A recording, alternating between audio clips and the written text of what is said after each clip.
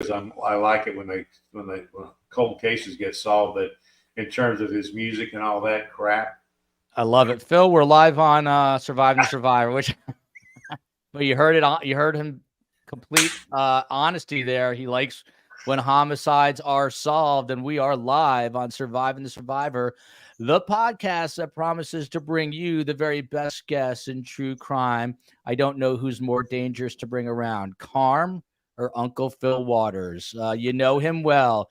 He is America's most respected detective, the owner of Kindred Spirits Investigation, the former host of the Interrogator, which he wishes was called the Interviewer. And Fil Waters has investigated over 400 homicides. And if you were at CrimeCon, you would have seen him in action. He did an interactive interview, and the audience had to guess which way Detective Fil Waters was going to go. And I'm going to try to bring that over to Surviving the Survivor because Phil is one of the most respected, sought-after guys. We might have to put that behind a paywall. Let me know if you'd like to go through an actual interview for a small fee so I can make sure it's worth Phil's time. But it's something that we are looking to do down the road. And then, of course, we've got the FBI, Scott Duffy, 20 years as an FBI supervisory agent in Delaware. Spent 5.5 years before that in the Commonwealth of Pennsylvania. I don't even have notes for this. I know this so well. Met both of these guys at CrimeCon. I feel like they're my brothers and / an uncle. Phil is a half brother, half uncle to me, and love these dudes. And we're going to talk about CrimeCon in a minute, but we've got breaking news. An arrest in the Tupac Shakur murder. It happened 27 years ago. In 1996, Scott jokingly asked who he was. I said he was a famous falsetto opera singer. Of course, we just kid. We all know Tupac, a legend of the rap game. Fil Waters, you're on top of all the news all the time. 1996, 27 years, an arrest comes. It's someone that they've known about for years. Were you surprised to hear this news on a quiet Friday afternoon that is shocking the music world? Well, surprised is not the word I would use. I'm always interested and glad to see when any cold case is solved, regardless of who it may be. This one was, of course, a big deal. And we had several rap record studios in Houston, and I've worked a couple of those, whatever they call it, whatever that genre is. It's not my style, but it's kind of the same song with just a different bass line over and over again. But I'm stunned to find out that Fil Waters is not a big gangsta rap fan. Are you, Scott? I would think. Can you imagine that? Can you imagine that? Yeah, I love it. But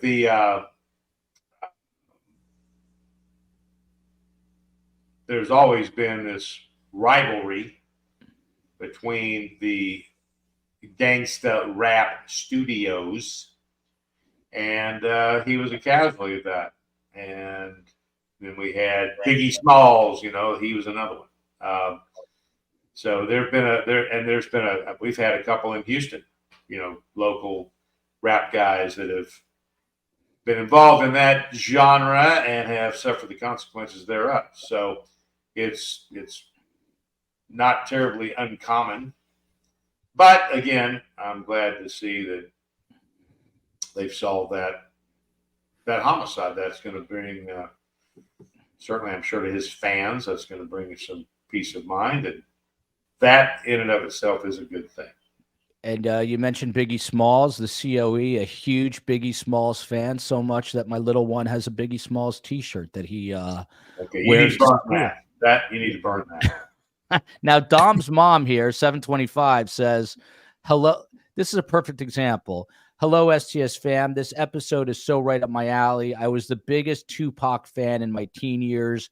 Posters all over my walls. I had posters of the supermodel Paulina Portskova, just to date myself. And I met her recently in Miami, and it's not what I imagined. Let's just. I had Farrah Fawcett. Farrah Fawcett. That's a smart move right there. And I met Farrah, by the way. And how was she? How was she? She was a very sweet person. I met her. I was working an extra job security for a movie theater, and she's from Champions Forest. Well, she's actually from Corpus Christi, but her parents lived in Champions Forest there outside of Houston. And she came into a movie theater one Sunday night and with her mom and her son, Rittman. And he was probably about 12, 13 years old. And she went to see Face Off with John Travolta and Nicholas. I remember that movie. So was great movie. But this is past the heyday, but like still when she was okay. Oh no. She was beautiful. She was very gracious because I was like an idiot. You know, I walked up to her, hey, you know, and I asked her to send me an autographed picture because the guys at work would never believe it. And so she was very gracious. She sent me a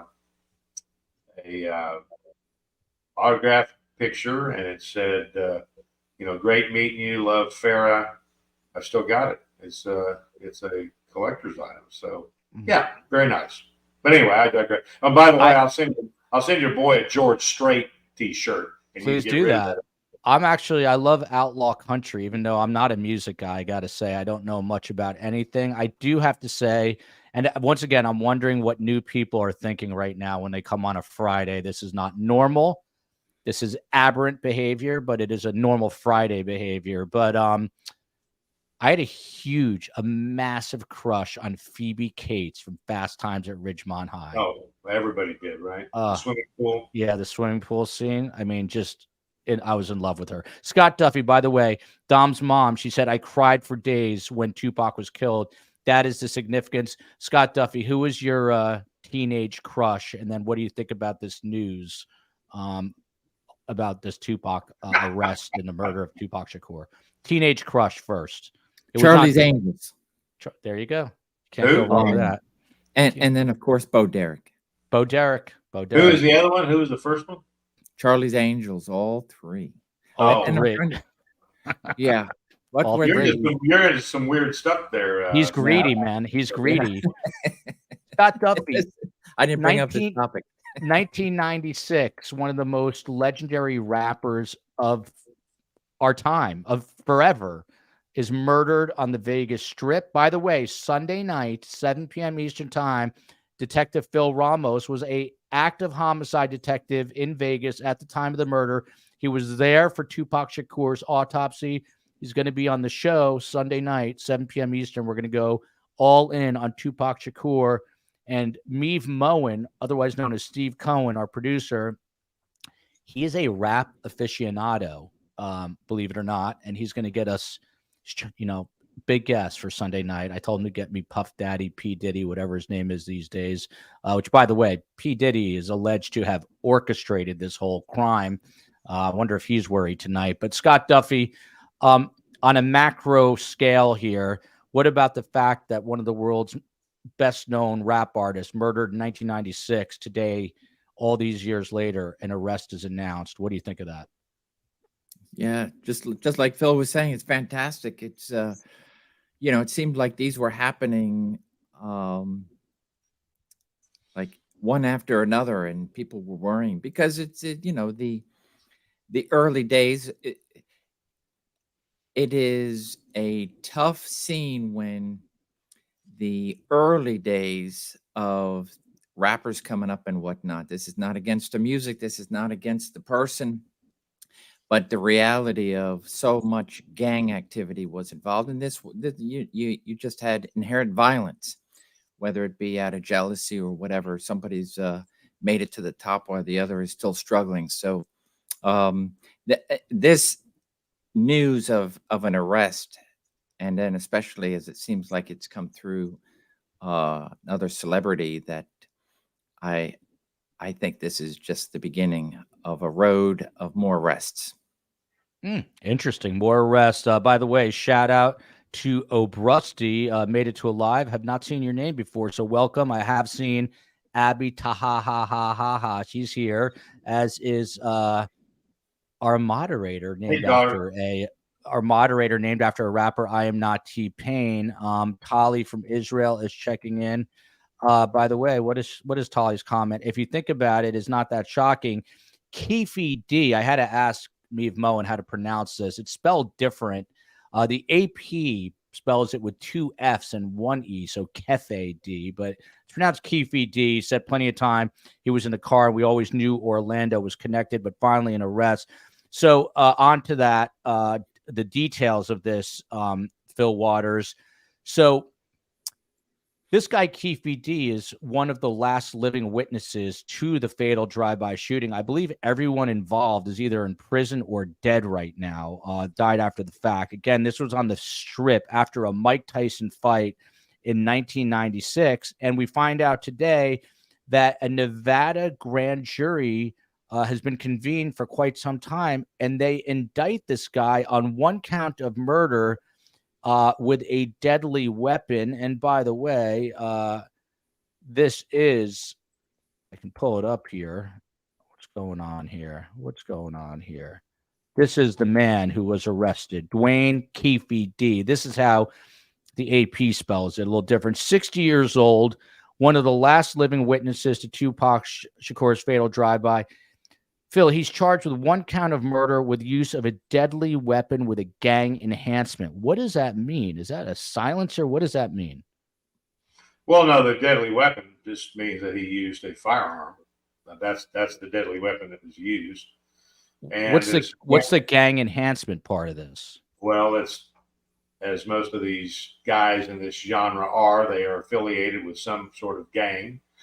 I'm sure this guy may have been. This may have been a secondary component because there's been a rivalry for years and years and years between the Crips and the Bloods. So if this Mr. Keefe D was, that's Keefe to you, Keefe like Keith, like well, Keith. However you pronounce Dwayne's name. Yes.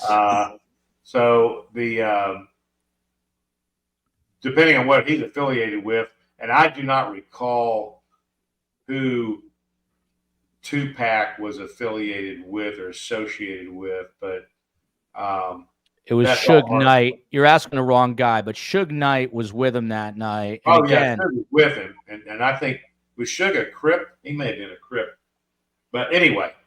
So the gang enhancement is because of that.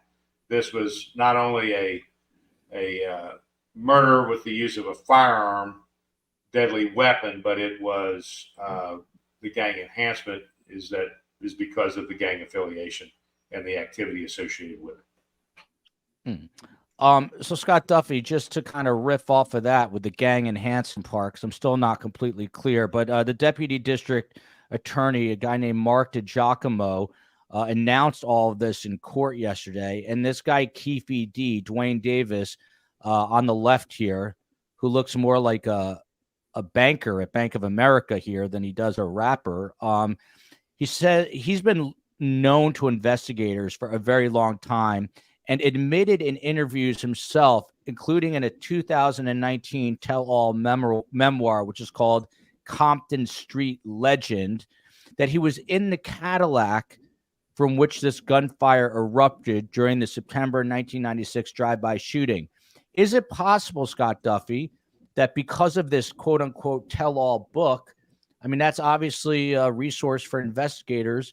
If you're investigating this case, you're obviously going to read that book, right? Do you think that that could have bit him in the behind ultimately? Well, it adds to the fact that, as the report says, he's the last known witness. So he's in the car. And so one way or another, he just continues to put a nail in the coffin that he's there. You know, many times it may be where somebody says they're a witness and they're, you know, then they try to take themselves out of it. But when you're writing a tell-all book and you put yourself in there, then it's easier for law enforcement to say, okay, that's one thing we don't have to prove because he's given it to us, not only back then as a witness, but then continuing on and what more he writes about in his book. So it goes to show it's, commit a murder. It's never going to be a closed case until an arrest is made. Phil, did you happen to read the 2019 memoir, Compton Street Legend? Is that on your bookshelf, Fil Waters? No. Tali in Israel says, "Come on, Uncle Phil. We know you blast hypnotize in your Ferrari." I don't even know what that means. Let me tell you something. Someone's watching this and immediately going, "Oh my God, these three white dudes are so embarrassing," and turning this off. Oh, well, I'm going to get the old dinosaur, blah, blah, blah yeah, crap, yeah. which I don't care. I mean, this is even after my time, kind of. I don't know, but back to your gang thing. Yeah, that I want to get a little more clarification. Are you saying just because he was Death Row Records was affiliated with, which was Suge Knight, was affiliated with the Mob Piru in LA, which is I think it's an offshoot of the Bloods, and they were always getting into it with the Compton Crips. And so Tupac, while he was signed to Death Row Records, I don't think there's any documentation that he was affiliated in the sense of membership or anything else with either the Bloods or the Crips. As a matter of fact, he kind of tried to split the baby and kind of associate with both of them because he's seen in pictures with wearing red bandanas, which would be a blood bandana color, and he's been seen wearing blue bandanas, which is a Crip color. So there's the blue bandana on something to do with it. That may have had something to do with it. And they may have been targeted. Actually, they may have been targeting Suge Knight for that matter. And Tupac's the one that bit the bullet, so to speak. But so the gang affiliation thing is just all because of the association with the gang activity in this particular murder.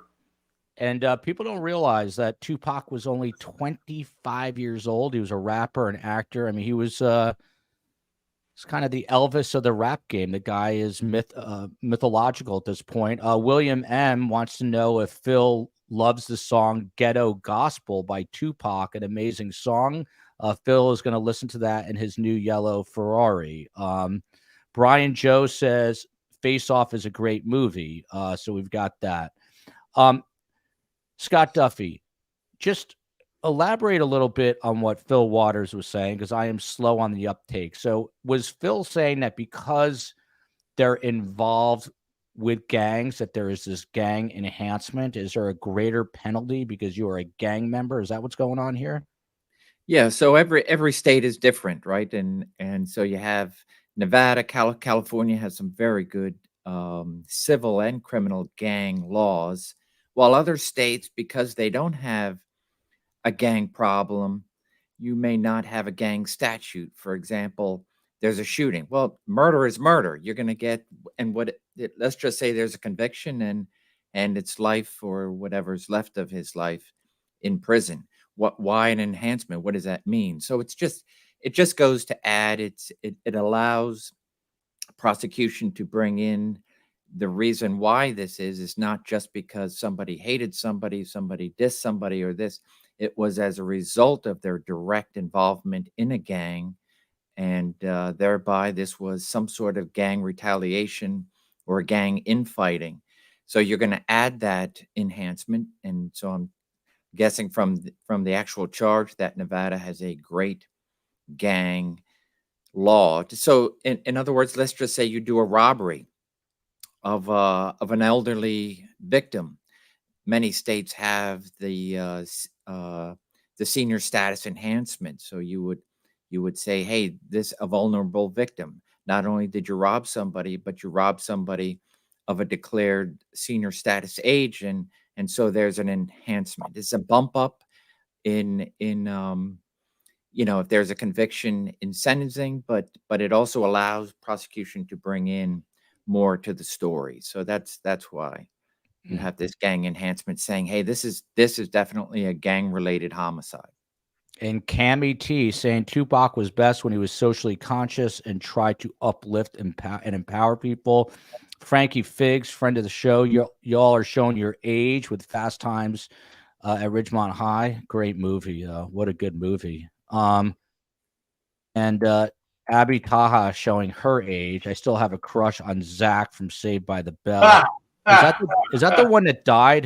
One of them just died, right? I don't know which one. I never watched any of those shows. I was such a nerd. Even when I was a little kid, I would listen to like radio, like news radio. I was such a news geek. Oh my God. Look at this, Fil Waters. Not mutually exclusive. Britt K says, I'm a big Tupac and George Strait fan. Open your mind, Phil. Speaking of opening your mind, Phil, where is Nugget? Well, no to that. And I think Nugget went upstairs. She's not a Tupac fan. So I think Nugget can't. Nugget absolutely hates Friday. She's like, I can't believe it's that time of the week again. I'm out of here. Chelsea Whitaker says Snoop and Dre, please. I've seen Snoop in concert a couple times, which is kind of funny because I live in Miami and I cover a couple of Super Bowl parties, and Snoop was playing there. And one time I was in Vegas and he was playing there, and it was really funny because he was trolling the audience most of the time, which was hilarious. Well, you know, Snoop is a Crip gang member. I guess he's formerly, but yeah, I mean, he came from this. No. Current. There's no former to that. It's like a Marine. It's like a Marine. Like once you're a Marine, always a Marine. And he's a Fil Waters. So this DA, the Clark County Chief Deputy District Attorney, this guy Mark DiGiacomo, he described this guy Dwayne Davis as the quote unquote on ground, on site commander who ordered the death of Tupac Shakur. Now, they admit he wasn't the trigger man, but what does this mean for prosecuting this case? And by the way, that was the question, but to add on to that question that you didn't answer is they've known about this guy the entire time. So what happened, do you think, between then and now that 27, I mean, they've known about this guy the entire time. Why 27 years to finally arrest him? Phil? Oh, I thought you were talking to Scott. No, I'm talking to you, Phil. Scott, would you like to answer this question? I've already... I thought you were the biggest Tupac fan, so... Scott, you answer. I'm already going to get the hate because... No, let me rephrase it to Scott then. Scott... They have known about this guy. He's not the trigger man. He's been in the picture since 1996. I mean, he wrote a book about it. Why would it take 27 years to arrest him?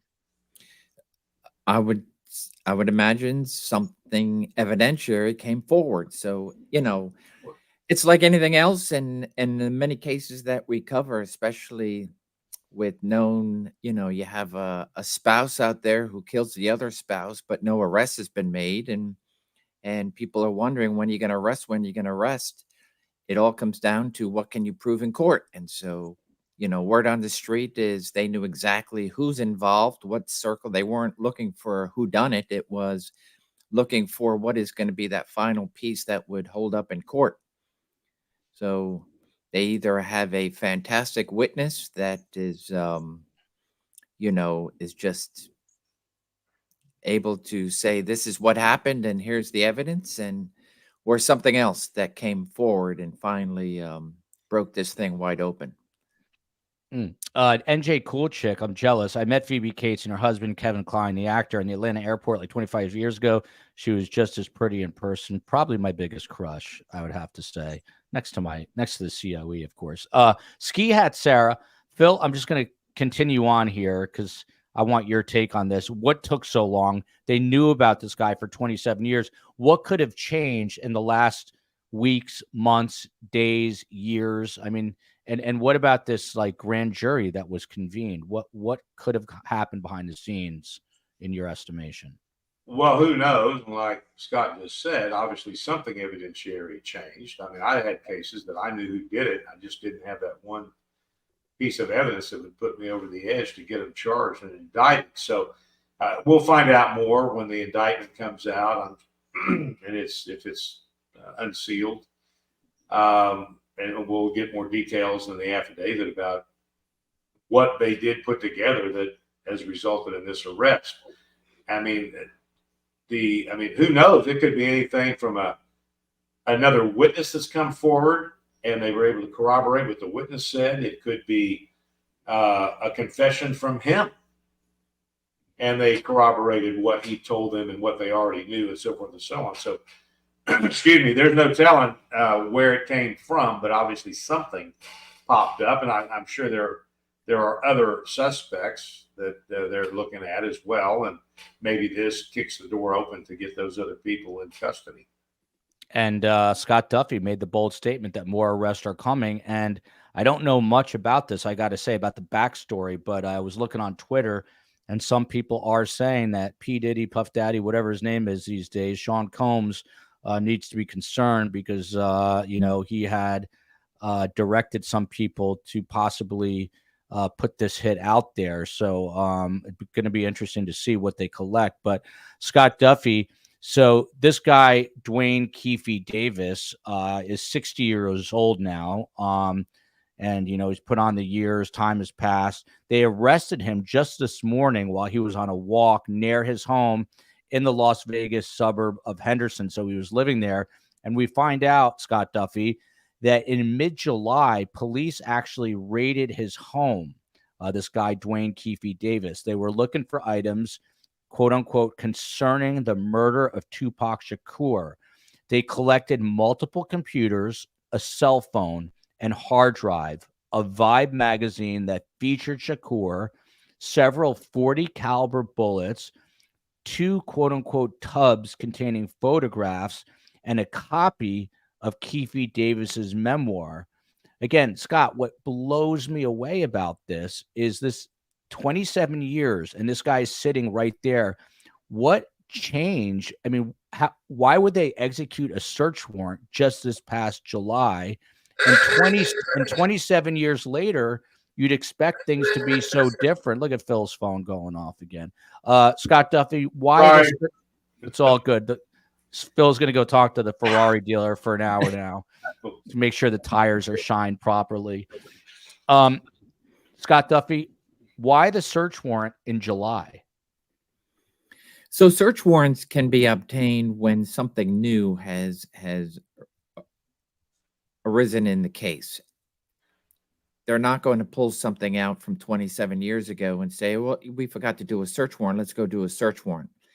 So something happened. And even though every state, federal, state, local are different with regards to what is evidence or what is used to get obtain a search warrant can go stale. So something happened relatively close to that date of the search warrant that was able to be fresh, new, relevant, and put into a probable cause. So the probable cause to do a search warrant is probably very close to the probable cause for the affidavit for the arrest warrant. They're going to probably be very similar. And so police investigators execute that search warrant.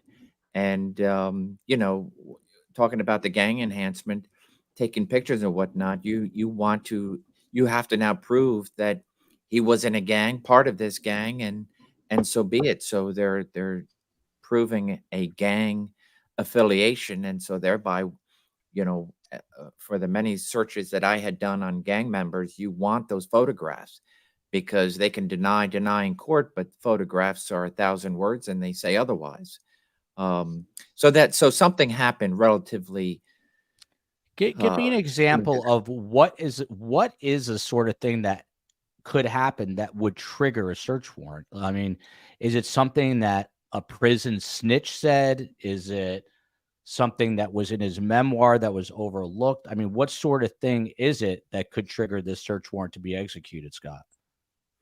The memoir, I'm guessing, is not, because you said that it came out in 2019, so that's dated. It would be either a statement that is said, it could be something. Hey, you know, you could have a prison call that somebody is saying to something. Hey, the cops are getting close to something. Move a gun. Move this. Move a piece of evidence. And if there's an overhear, that's like, hey, we have what we're looking for. I don't, other than some of the facts back then, I don't remember exactly what was not found. For example, if a weapon was never recovered, so you said they took 40 caliber, they're not going to take 40 caliber um, ammunition unless it was a 40 caliber that was used in the homicide. And I don't know off the bat. So just from listening to that, I would believe that a 40 caliber weapon was used. And so things like that, that something happened, whether it be, um, you know, a picture that was sent anonymously, or something to say, here's what you need.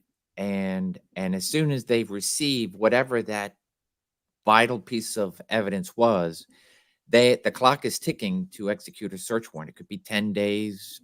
It all depends what the court requires then. But I would say at the very least within 30 days of the execution of that third search warrant, they received that vital piece of information that just skyrocketed the case.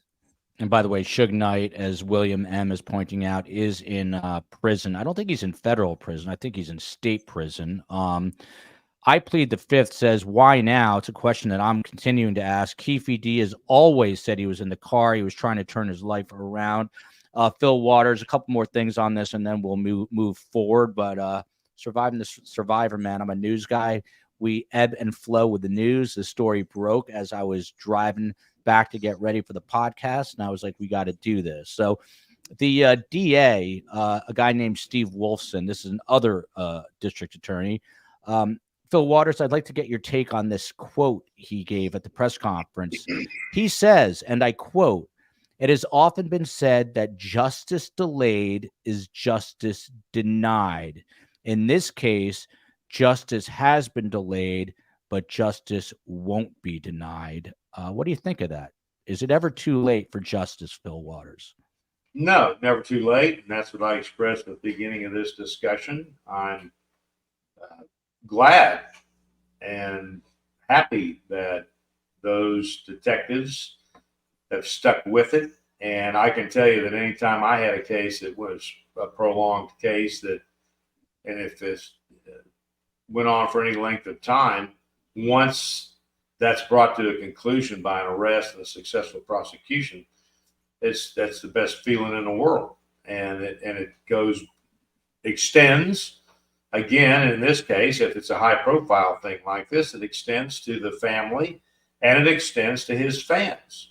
So yeah, this is good news. This is a good thing. I've whenever this has popped up, I take a glance at it because I'm interested in a cold case, especially one that is this high profile.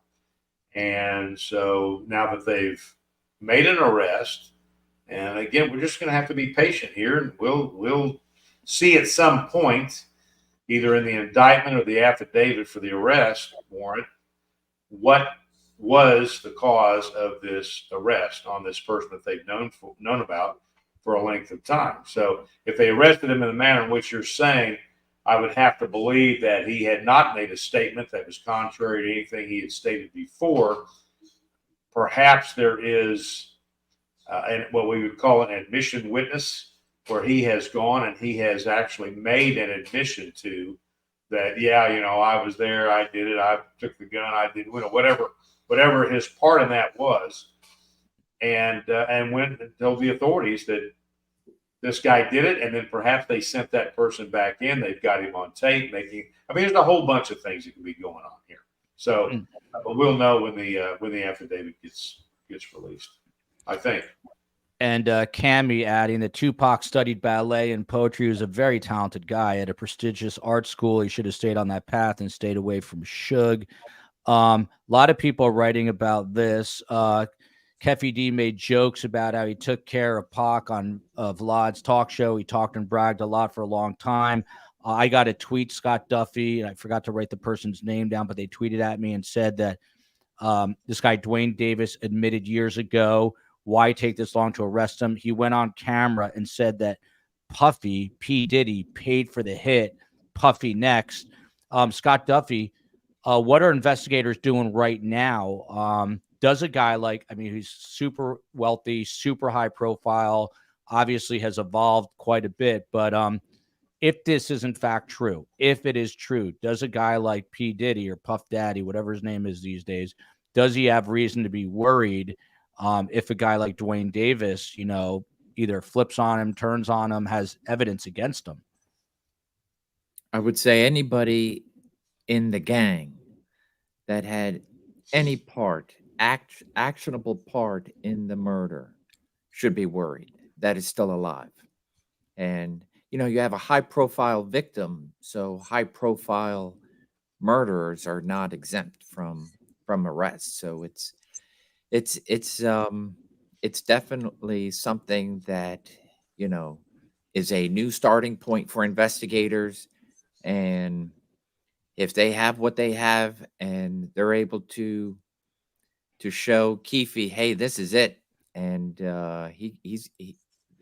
the opportunity's been presented to him, as we all know, where, hey, this is your time to talk, and this is we're not stopping with you. So it's definitely anybody who is any involvement whatsoever absolutely should be worried, especially when a big arrest is made like this. So many years later, it really does show to law enforcement we're just not giving up, and we haven't forgotten. So this, and to be clear, Scott, not to cut you off, even though I just did, does it matter if you're incredibly wealthy and well-known like P. Diddy? If he has responsibility in this crime, that will not matter, I assume. Police will still go after him. Oh, absolutely. It's money is only going to buy you some time. If you're absolutely a part of something, regardless of who it is, it's money will buy you the best attorneys, and so maybe you can stretch things out a little bit. But if the evidence is there and law enforcement is able to collect it, anyone who's attached to that crime is absolutely going to be arrested. Melanie says Keefe D did an interview on Vlad TV admitting that he gave his nephew the gun to shoot Tupac. Ski Hat Sarah, sometimes Ski Hatless, but today it is Ski Hat Sarah, asking a good question here, and I know the answer. Is there a statute of limitations? Fil Waters, there is no statute of limitations on murder. Is that correct? That is correct. Is that across the board? Every state in the union is like that? I don't know every law, but I would imagine so. I mean, it's the one that has no statute of limitations, and that's why you see across the country, you see cold cases that are 40 years old that are being prosecuted successfully. So, yeah, there's no rest in an investigation when it's involving the taking of a human life by an act of violence. This is important. Jody Johnston. Joel, I've been here since last November. I'm here almost every day, or go back and forth and watch if I can't make it live. I need you to call me a friend of the show since it's the highest honor. Jody Johnston, you're a massive friend of the show. It's funny because there's certain names I see all the time, and it's like a brain thing, I think. But I do see you all the time.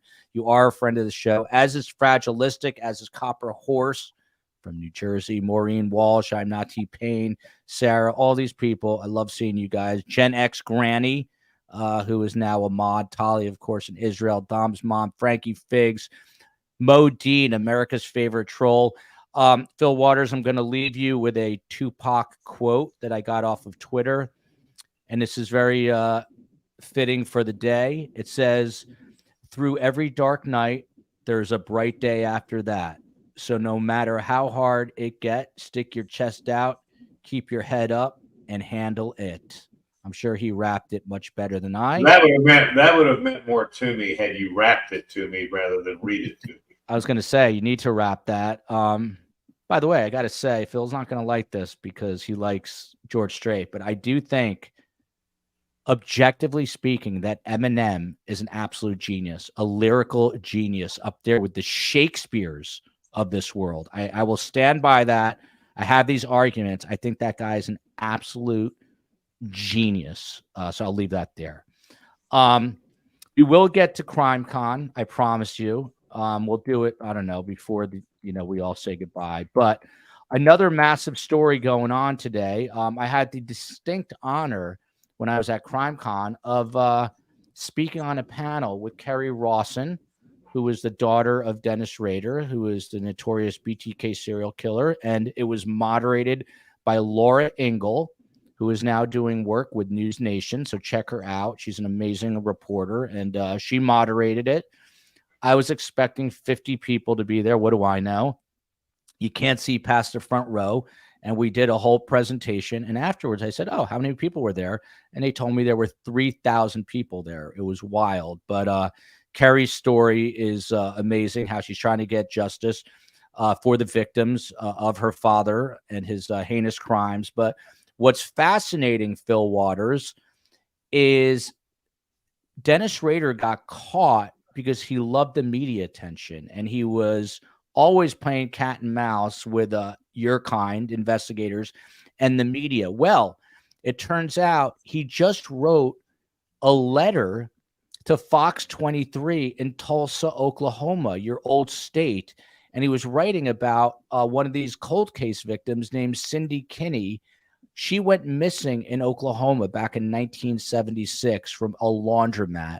And there were some writings in his diary about how there was a bad laundry day, a bad wash day, I think is the exact terminology. And so investigators in Oklahoma have latched onto this.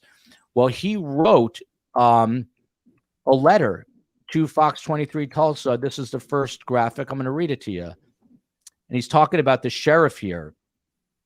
He says, coincidence is a big part of Sheriff Verdon's research. Tell all is probably sort of a deal. In a way, I can tell more as long as I don't try covering something up. Only there is no others beyond the Wichita 10. I can't help bring closure on those cases or really help. He is standing steadfast. He confessed to these 10 killings. What do you make of the fact that this notorious serial killer just wrote to a reporter in Tulsa, Oklahoma? What does that tell you? And how closely would you be looking at this letter? Well, Tulsa, Oklahoma is my hometown, by the way. I knew that.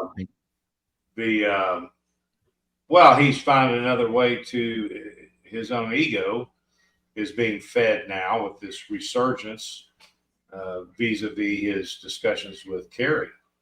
So he's back in the saddle, and he is now doing what he did before, which was communicating with media outlets. And so he's right back where he was, and he's enjoying the limelight once again. And he will stir up more discussion because of, I guess what he's saying here is that there are no other people other than the 10 people that he did confess to killing. But we have Kerry, of course, have him describing when she's asking him, are there any more? And he's doing the thing. So I would be, given the typical ego of a serial killer and the intellect, I would be surprised if there are only 10.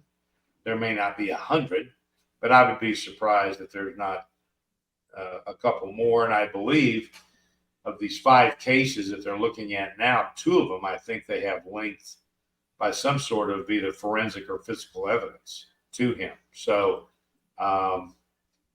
he sounds to me as though he's just enticing further discussion between he and law enforcement is what it sounds like to me. He's not getting some more attention, and he's soaking it in and trying to encourage more of it. It's so fascinating to me because this guy is now 78 years old, and Kerry says he's in very poor health, although his mind is very sharp. Physical health, his teeth are falling out. He's got scoliosis. He went from 5'11" to 5'2". He's in a wheelchair, but it sounds like his mind, according to Kerry, is still sharp as a tack. Thank you to Twyla Olson, Joel CEO, Best Mods, Fil and Scott. Prayers for his family. I think that might be for Tupac. Kaz loves cakes. Made a live stream from Scotland. Thank you, Kaz, for watching from Scotland. This could be a bit much, but I don't want the job, but someone said that the three of us should be on Mount Rushmore. That I like. That would be cool. I'd go visit us if we were on Mount Rushmore, but president, I don't want that job. Scott Duffy. So it's kind of well known that Sheriff Eddie Verdon, he was holding up what was described as pantyhose ligature. I might have the shot here. Let me see. He was holding that up, and there it is. Look at this. Ask and ye shall receive. This is the shot right here. Eddie Verdon is holding up pantyhose ligature. So BTK responded to that, and he says it is not what it's being made out to be. And he went on to say, and Kerry has said this, that he used to hang potted plants like on the porch using pantyhose. So he was implying that it was a benign thing. He also, of interest, Scott Duffy, he submitted a handwritten timeline confirming many details that Fox 23 has reported, such as meeting with his daughter, offers of possible deals to avoid prosecution in exchange for offering answers to help families find closure, and meetings with multiple law enforcement agencies, not just with Sheriff Verdon and his team. And he went on to say about Sheriff Verdon, he went on to say this: I like him as a person, but question his pursuit of me. Like I stated, where's the beef? He's dating himself. That's the old Wendy's hamburger commercial. Where's the beef? He has a job to do, part of being a sheriff. Scott, what do you make of this? So he presents a timeline. He admits all these things are going on, that his daughter was there. But he says, where's the beef? What psychologically, this has to be fascinating to you, because I know you're very invested. This is your world. How would you react to an infamous serial killer writing this letter if you're investigating? I shouldn't make a correction unless I'm positive, but I used to work for Burger King. I think it was Burger King. Where's the beef? I don't think so. No, But maybe it was Wendy's, right? I think it was Wendy's. Was it Wendy's? Yeah, It was Wendy's. it was the old lady. Where's the beef? Yeah. Definitely. Okay. Yeah. Then I stand corrected. And maybe Burger King and Wendy's. Burger King was you can have it your way. You're right. Yeah. Okay. The things you learn on this show are invaluable. But where's the beef is definitely. I'm going to send the ad to Scott Duffy later. Please do. I will. But Scott, what would you do if you're Sheriff Eddie Verdon? Now this guy is writing to a reporter at Fox 23. Well, correct me if I'm wrong, but I think the three of us had somewhat of a discussion where we were wondering if Dennis Rader is going to come out of this shell and start to seek the media and the public's attention again. And look what has happened. He has done exactly that. He could have mailed that letter to his daughter. He could have mailed that letter directly to the sheriff or to any number one of the of departments. He could have given it to the warden. He could have done so many things, but he chose, Fox, the local Fox station. So I would be happy, because what he's doing is he's opening up that line of communication, saying, hey, don't talk to the press. Don't talk to this person, that person. Talk to me. Come get me. And so it's going back to the original days of this cat and mouse game. And ultimately that led to his demise, and others like him who have played this game with reaching out to media outlets or to victims' families. It's just, it ultimately just like the Gilgo Beach murders, reaching out early on to victims families. Just can't let this go. Which ultimately I think goes to show these inflated egos, and they want to be known. They want to be able to glorify in their work. And so he's to me as an investigator, I'd be like, game on, thank you. And so it's he's opened up this door of communication, and let's see where it goes. I can't imagine what the end result will be, but I agree with Phil. It'd be, it's been a long time since arrest and bringing all the justice of these 10 cases, and for him to have said nothing about furthermore. So it will be quite interesting where this exactly will go, and I think he wants to talk. The Angel Rock with Laura Lee Potvin. I never know if I'm saying your first name right, so I apologize. Of course, she is Dennis Potvin's cousin, the famous New York Islander. Sounds like BTK is indeed back in his element. Nothing with time on his hands, and he gets to play his cat and mouse game with the media, except they're not quite playing it the way he was before he was jailed. Ski Hat Sarah, look at this. Phil has other skills other than investigative. Phil knows his fast food knowledge. He was a patrol officer. He has to. Fil Waters, here's a question for you. Your father was a cowboy. You talked about it openly, even at CrimeCon. Your mother was a Cherokee Indian, which is amazing. You're as American as it gets, Fil Waters. Now you, Phil, are an alpha male, whether you like it or not. You like to solve cases. I love it. Yeah. You like to be in control, solve things, and let's say you're investigating this. He's now taunting the sheriff. He's calling him Sheriff Cowboy. Let's say you were Sheriff Verdon, and he was calling you, Fil Waters, Sheriff Cowboy. How do you keep, as an alpha male, you're investigating this, how do you keep your emotions in check knowing he's playing mind games with you, Fil Waters? Well, I mean, he doesn't like Verdon, and he's made that pretty clear, and he's insulting to him. I don't know what kind of approach or discussion that Verdon had with him that caused that. And I would treat him no different than anybody else I've ever interviewed. And I would hope that he would not have the same opinion of me as he has of Sheriff Verdon. But Phil, I know you don't want to lose. You want to get this guy. And now he is in your head calling you Sheriff Cowboy. How do you negotiate that internally? Let's say he was calling you Uncle Phil, although I say that with utmost respect. Let's say he was calling you Ferrari Phil, although I say that with utmost respect. Let's say you're investigating. He's like, oh, Ferrari Phil's on the case.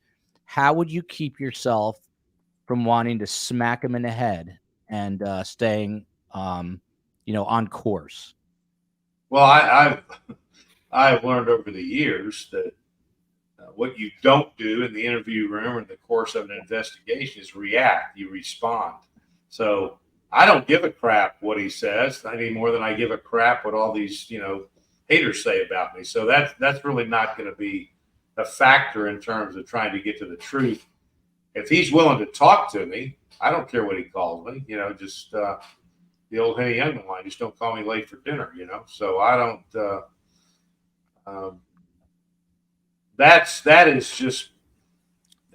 gamesmanship on his part. He's trying to maintain control over the narrative, and that's why he's made contact with the media like he did before. He's back in the limelight again. He's stroking his own ego, among other things. And so there you go. I'm just not going to get into a contest with anybody. Doesn't matter who it is. I'm not going to get into the mine's bigger than yours discussion. Just ain't going to happen. Brianna says most serial killers seek attention at the end of their lives. Ted Bundy did the same thing, which is interesting. I love this comment, and I'll tell you why. From Gen X Granny, can we please have a rap battle between Joel, Fil, and Scott? Before we were True Crime, and when Carmen and I were just sitting around on Wednesdays interviewing people, Meave Moen said, you got to have MC Search on. I never heard of this guy. Silly me. And we had MC Search on. Turns out he was a huge rap star, a Jewish kid from Rockaway, Queens, who was in the band Third Base. They were selling out stadiums all across the United States. And he came on with Carm. And kind of like Tupac, this guy was a very talented musician. He was in art school. He became a rapper around the same time as the Beastie Boys were huge. Long story short, he just did an impromptu rap about Carm, and Carm started rapping. So I'm gonna have to find that and repost it. But you've got a rap battle between MC Search and Carm. It's one of the most legendary moments that no one has ever seen, because we had about 9 subscribers back then. But how far we've come, and I will repost that. Maybe Space Coast can help us find that. He's helping out. He's the man. I don't even know how to repost stuff, but Space Coast does everything. If I ask the COE, she's going to scream at me. She's doing too many things. Kids are taking her to the movies. It never ends. So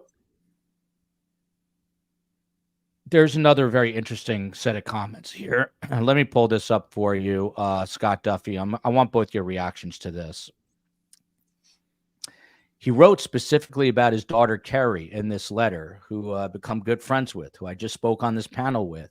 And he refers to her in the third person here. Rawson, in the thick of it. DLR, Dennis Lynn Rader, feels, he's talking about himself in the third person, this is not a good move by Verdon. Rader feels Verdon has crossed a line. Scott first, and I already saw that movement from Phil, but Scott, he's talking about himself in the third person. That's a little bit presumptuous, and he's literally telling the sheriff he crossed the line. What do you make of this? A serial killer who's upset that his daughter is getting more attention than he is, that he should be at the center of attention, that Verdon, the sheriff, and notice how he's calling these people by their last names, not my daughter, not the sheriff, and so I can see that what has come about in the last few months has really jarred him, and he wants to be a part of whatever in his head is going on with the media attention being poured into this. And you have a sheriff who's just doing his thing to get cold cases solved. And if there's a little bit of information that can help him go to the finish line, great. And I think we have the original, this cat and mouse game that it's just gets off on it. He gets off on it. This is part of him being able to be relevant again. And it just looks like he's nitpicking everybody, including his daughter, the sheriff, and whoever else that may come about that's getting attention for something that he believes he should be having.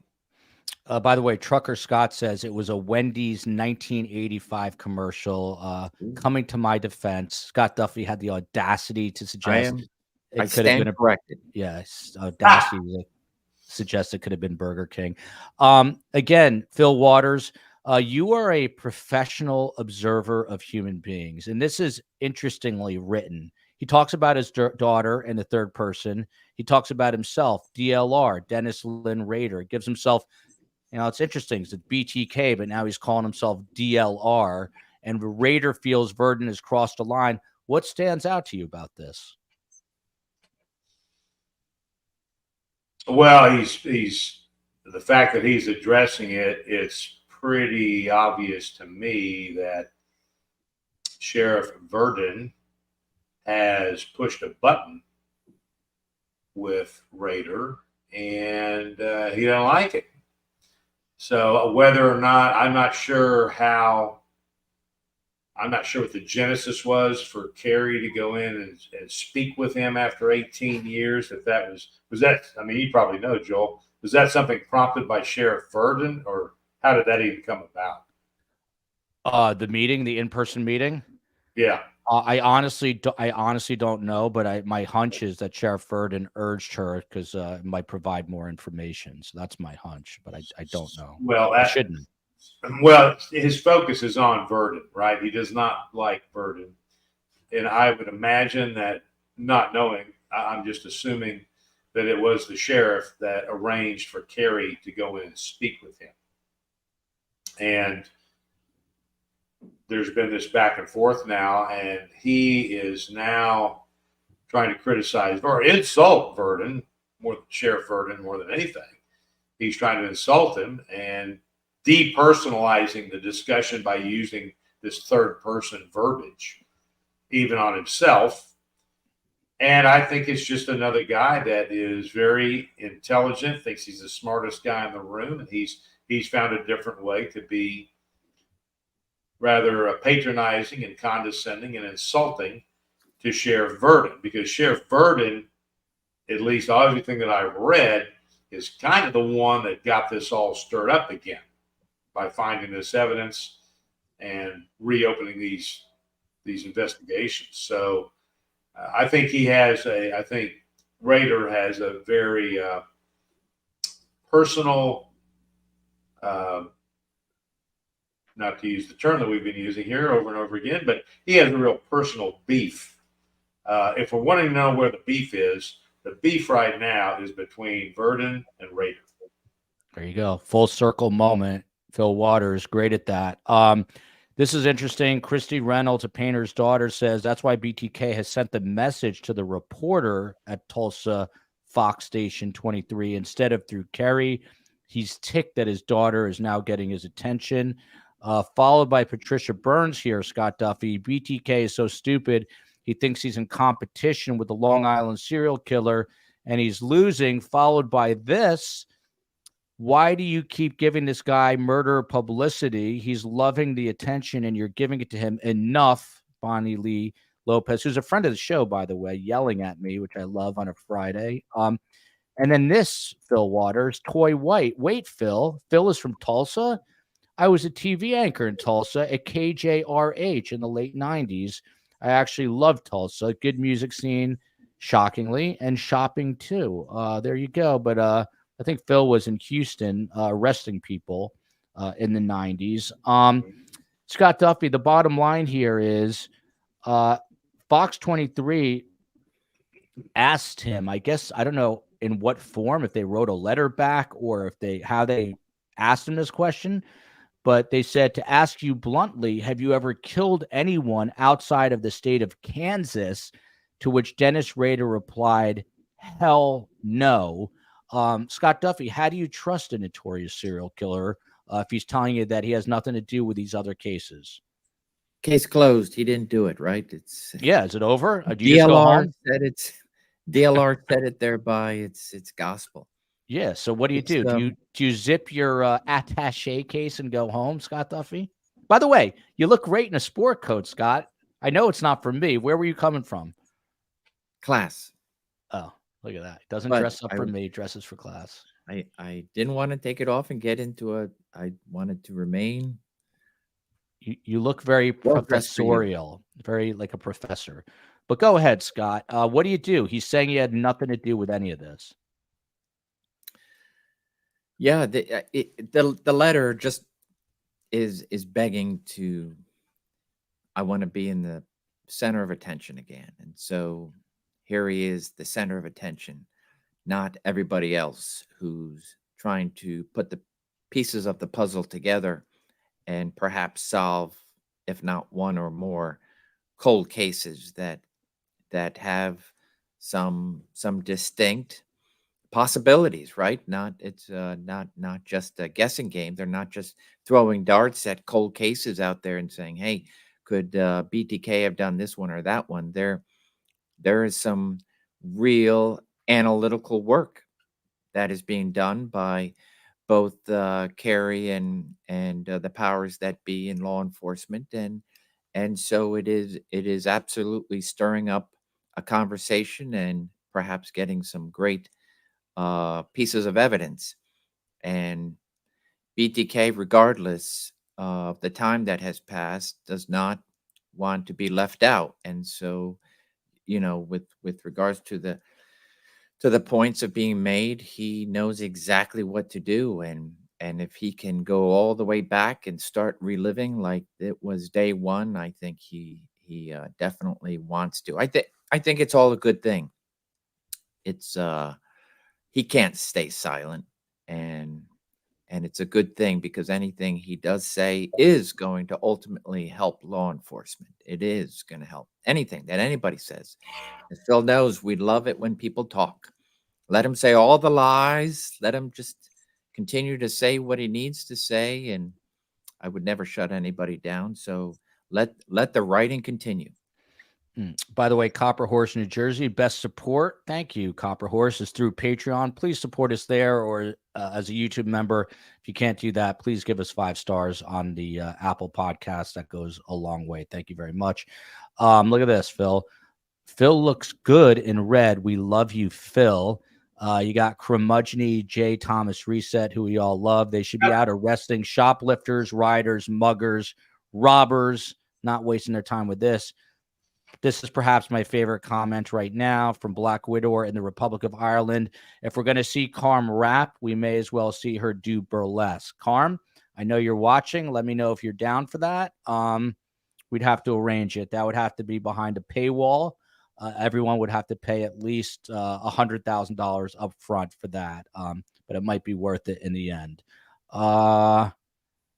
Looking at Bonnie Lee Lopez's comment, she's telling me I took the emotion out of it, which is trying to. We're all good, Bonnie Lee Lopez. Last final question for you on this, Phil. Then we'll pivot onto another possible serial killer, Brian Kohberger. But I assume if you were the lead investigator here, you'd want that letter in your possession, and I assume the Oklahoma Fox station gave it to police. But let's say they said, we're a media outlet. We're going to keep this in our possession.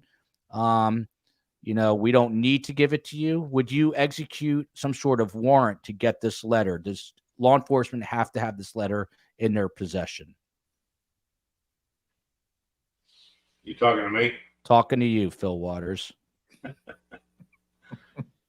The one and only. Well, I would do whatever I needed to do to get a court order, search warrant, whatever it would be, if they want to continue to, elevate the station over this issue. It would be irresponsible of them not to just turn the letter over. That would be kind of stupid. They got the letter, they put the letter out there, they get the credit for it, yada, yada, yada. And so, but I don't know. I mean, Joe, it's a different world in journalism now where, it used to be that journalists reported the news. Now they spend most of their time making the news. So, or making the news up. So I would do whatever I needed to do to obtain that piece of evidence, because that's what it is. I should come to the defense of media, but there's times where I agree with that. I have a very torn opinion on the state of media. I think a lot of it is broken. I think a lot of it is necessary, but that's not what anyone really wants to hear about. Maybe one day we'll do a whole show on the state of media because it's in trouble. But moving along here to Brian Kohberger. Phil calls him the evildoer. Of course, we always remember the victims. We've got Kaylee Gonzalez, Madison Mogan, Xana Kernodle, and of course Ethan Chapin. I did not meet her, but Stacy Chapin, Ethan's mother, was at CrimeCon, which was big of her to go there this close to the murder. It hasn't even been a year yet, and everyone was just talking about her like she was incredible. And I'm sorry I didn't get to meet her. By the way, Tracy S says 100K. It's not neat enough. I don't know that. We'll have to see what happens there. So Scott Duffy. Now I just got nervous that I just asked you a question, but then I said I'm not talking to Scott enough. Then people will yell at me, so I just panicked and I went back to Scott here, just so you know what's going on in my mind. But so it was revealed in court documents as a gag order. We don't know much, but we just found out that law enforcement has been doing quite an extensive search of Brian Kohberger's online movements. They've executed search warrants with Amazon. They were asking for his customer click activity. This was requested back in May, and they gave it to them in July. All this was just released. But is any of this anything that you wouldn't expect? They're trying to figure out if he purchased a knife on Amazon. So wouldn't one expect investigators to go through his search history on Amazon and see what he was buying and at what times? Absolutely. This continues to show the importance of this digital footprint that he has left. And so just like DNA has come up to where we are 2023 with genealogy solving so many different crimes with the investigators that actually look into and putting pieces together, no difference than in the original days of cell phone and then their ability to track, and now of course cell phones with regards to hitting off towers and how you're able great investigators are actually able to put you to a particular point as opposed to a wider area like the earlier days. And so here, not only trying to locate the weapon if the weapon hasn't been found, I don't know if it has or hasn't, but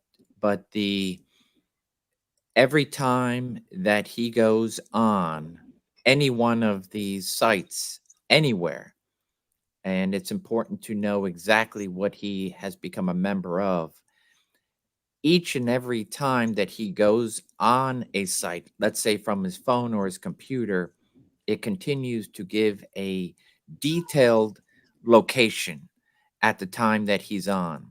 He could be right before he throws his phone into airplane mode. He could be on a particular website. And so even though you have the tracking through the phone, you also have other like Google or Siri or Apple, whatever one of these that are able to say, well, he's done this as a result.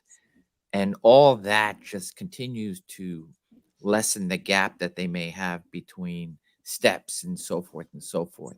So it's just, they're just making sure that they have absolutely everything with regards to his digital footprint. So this way, nothing can be thrown at them during a trial if this goes to trial and say, well, I didn't do that. And it just, even though it may not affect the case, it just gives the defense a chance to say, if you didn't do it, then what else didn't you do? By the way, they're also looking not just at Amazon, but at his Apple account, his PayPal, Venmo account, Spotify, as well as YouTube. I wonder if Kohberger was watching STS. I bet you he was, because who wouldn't? You'd be a fool not to. The Apple warrant was executed on August 1st. Old Lady Snoop says, good question, Joel. When does your book drop? Glad you asked. Father's Day this year. I just got it back from the editor, and I've got to go through and make corrections. Carm was screaming at me that I misspelled all her friends' names. They're all Serbian names. They're impossible to spell. So I gave Carm a homework assignment. I said, get on your laptop, correctly write out the names in Serbian, but in English, and give them to me, and I will give them to the editor so they are correctly spelled. I was just kind of spelling them phonetically, but I got to go through this entire book right now. And I call my mom, and she loves reading about herself. So I call her, but she's reading the book, and then she continues to read while I'm on the phone with her. So it's just dead silence, and it drives me crazy. And by the way, Fil Waters and Scott both saw this. People have accused me of this all being shtick between my mom and I, a Yiddish word. Scott Duffy, you saw us in action off camera. We carry on like lunatics, don't we? Absolutely. It's just fantastic to have watched, and literally, like you're saying, off camera to watch you guys. It's just what you need is a reality show. You guys need a camera on you 24/7 because so much is said. There's so much. Your mom just it's like she needs a recorder because there's so much. I can't even describe it. I was laughing my butt off. By the way, I don't even hear her accent. I'm immune to everything she says, but she said like Susan Constantine at one point, Fil Waters was doubled over, said that my mother is like a Sicilian grandmother, which means she curses a lot and is crazy. But I don't even hear it, but it does go on. And I got to tell you, when it's off camera, it's a lot more intense. That's when the curse words really fly.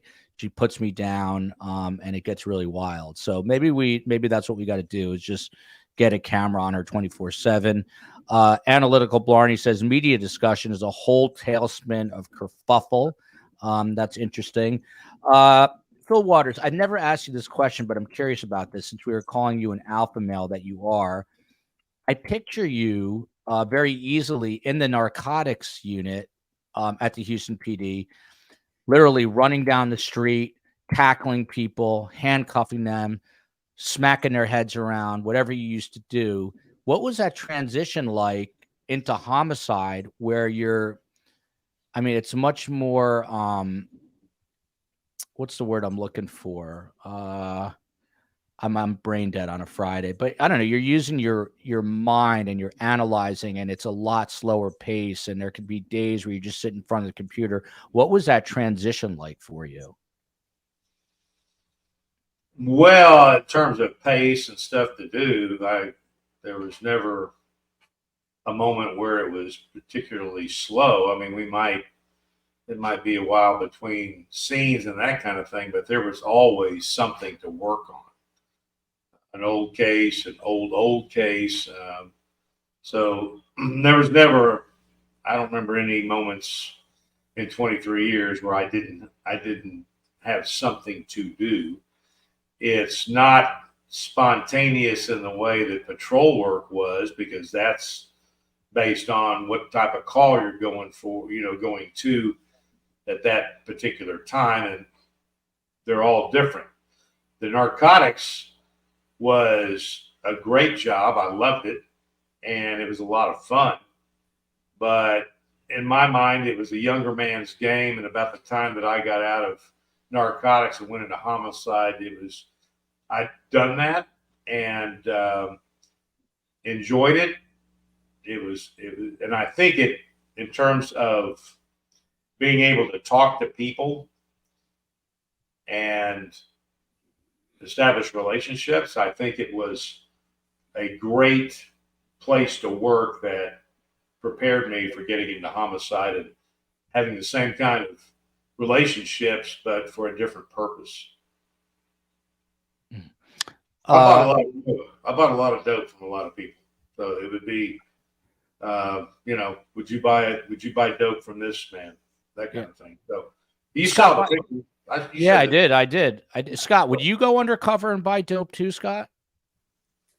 No, I would use people who were FBI. The way I worked was typically we would make an arrest of someone that had just purchased the drugs, have a quick, Fil would love this, have a quick come to Jesus moment. They would a light bulb would go off, and they would be like, "What do you need me to do?" So that's how it worked for me. By the way, Fil, the word I was looking for was cerebral. Like being a detective is a much more cerebral job as opposed to smashing heads on the cement as a narcotic. No, not really. I mean, in the narcotics world, working undercover, you need to have a quick mind because you got to understand your clientele, and there was always there's a rumor going around among all the dopers that if you asked a police officer, an undercover guy, if you asked a guy that, are you a cop, that they by law had to tell you that they were. And of course, I had that happen to me a couple of times. And the first time it happened to me, my gut response to it was, hell no, I'm not a cop. Are you? Because Yeah. if you're a cop, you got to tell me. And then they would, no, well, I'm not a cop, and then that would end the discussion about who's a cop and who's not. Yeah, So, that's not a good law if you're a cop. We've had Phil well, it's Ramos. not a law. That's the whole point. But these idiots believed that it was, and I would just turn it around on them. And the first time I was confronted with that, that's what I did. I thought, well, I'm just going to throw it back in his face, and that's what I did, and it seemed to work. So there is there are some mental gymnastics that you go through, especially when you're working undercover, because you're not, you're a whole different person to them, and you have to emulate that persona to those people until you are successful in completing the mission, which is to buy mass quantities of whatever particular narcotic they are selling you. I would definitely I'd be horrible in prison, and I would be horrible undercover as a narcotics guy. J. Thomas Reset. Phil, would you like to respond? I will go back to what I said in the beginning. They do not have enough admissible evidence to convict Brian Kohberger. They need something. Cell towers, no good. Any comment for J. Thomas Reset? Well, with all due respect, Jay, we don't know the scope of the evidence that they have. And so I am not going to make a statement like that based on what I don't know. So I would imagine that the prosecution believes they have the evidence that they need to find him guilty beyond a reasonable doubt. So I would never make a blanket statement like that. So I respectfully disagree with our friend Jay there. Jay has more for you. 550 cell phones pinged in that area that night. Have any of those been questioned? Interesting. You should be a defense attorney. Maybe J. Thomas Reset is a defense attorney. I don't know. Well, there's no need to question those. I mean, he admittedly was in the area. I mean, we've got all sorts of affirmative links, so you can't take one piece of evidence and look at it in a vacuum and say, okay, well, that means this, because there's evidence is all connected in some way, shape, or form. So, of course, you wouldn't. He knows that, and I don't even know if this is a rhetorical question or if he's just trying to, bust everybody's balls here. But Jay Thomas is like BTK. He's given you're his sheriff. You're his Sheriff Verdon. You're his Sheriff Verdon. Final thing on Kohberger. I thought this was interesting for interesting reason. Scott Duffy. There's a guy named Jack Bayless. He was a former friend of Brian Kohberger. He was on with Nancy Grace, who I met at CrimeCon, who is a sweetheart. Some people said I thought Nancy Grace was going to be mean. She's actually really sweet. There's a photograph of me and her, and it looks like I am leaning in for a kiss, but I'm just whispering in the ear. Don't get worried, COE. Although she makes a great living. I'll tell her that. I'll tell you that. Nancy Grace. She has this guy on named Jack Bayless, and he says, Scott Duffy, and I quote here, "It could have been anyone. It could be your neighbor. It could be your teacher. It could be your best friend of 30 years, Bayless says. There was no clear sign of good or bad," speaking about Kohberger. "He was just a normal guy with normal circumstances, as far as I know. And that's probably the scariest part." And he goes on, "I was playing Call of Duty," which is weird because that's where you kill a lot of people, "with my friends. And my one friend says, 'Did you hear about those murders? The guy that did that lives down the road from me.' And I'm like, 'Oh, that's nuts.' I looked up Idaho murders, and my first thought was, oh my God, that's Brian." What I think is so interesting about this is we go back to evil lurks, and sometimes you don't know that it's lurking so close to you. People have these double lives, these weird things. Is that not right, Scott? It's absolutely right, and he proves the point that we've said way at the beginning of us starting this show. Just any one of us is capable of some horrific things, murders, etc. And it's a life choice, but there's absolutely anyone among us, our neighbors and whatnot. We don't really know what's going inside somebody's head, much less behind closed doors. And I absolutely can attest, to anything that he's describing what he believes as a friend and neighbor of Brian Kohberger, that, hey, I didn't see anything in him that is being portrayed now. So that none of that shocks me whatsoever. And I think anyone is capable of horrific things. It's scary. It's scary. It The is great scary. Fil Waters has once said, any person under the right circumstances is capable of committing an act of evil or something along those lines. And he's right. And I invoke that quote often. Dom's mom says, just bought my first merch. Can't wait to rep my STS shirt. The merch store is open. Please visit. This person says, and this is interesting to me, I wanted to be a homicide detective, but my dad forbid it. Interestingly, I'm trying to convince my 4-year-old. I said, look, if you become a homicide detective, you too can have a home in Hawaii and 2 Ferraris and live in Houston. And he said, you know what, Dad? I'm going to become a homicide detective. And then my 4-year-old, after hearing that, found Scott Duffy and wouldn't stop talking to him for like 9 hours. And there's photos of that. We'll talk about that the last couple minutes of this show.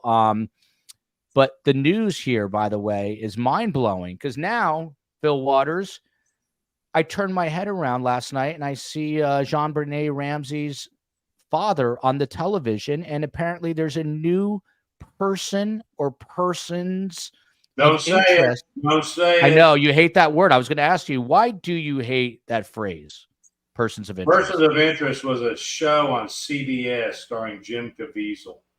Mm. If I'm interested in you, you're a suspect. So they have a possible suspect. Right?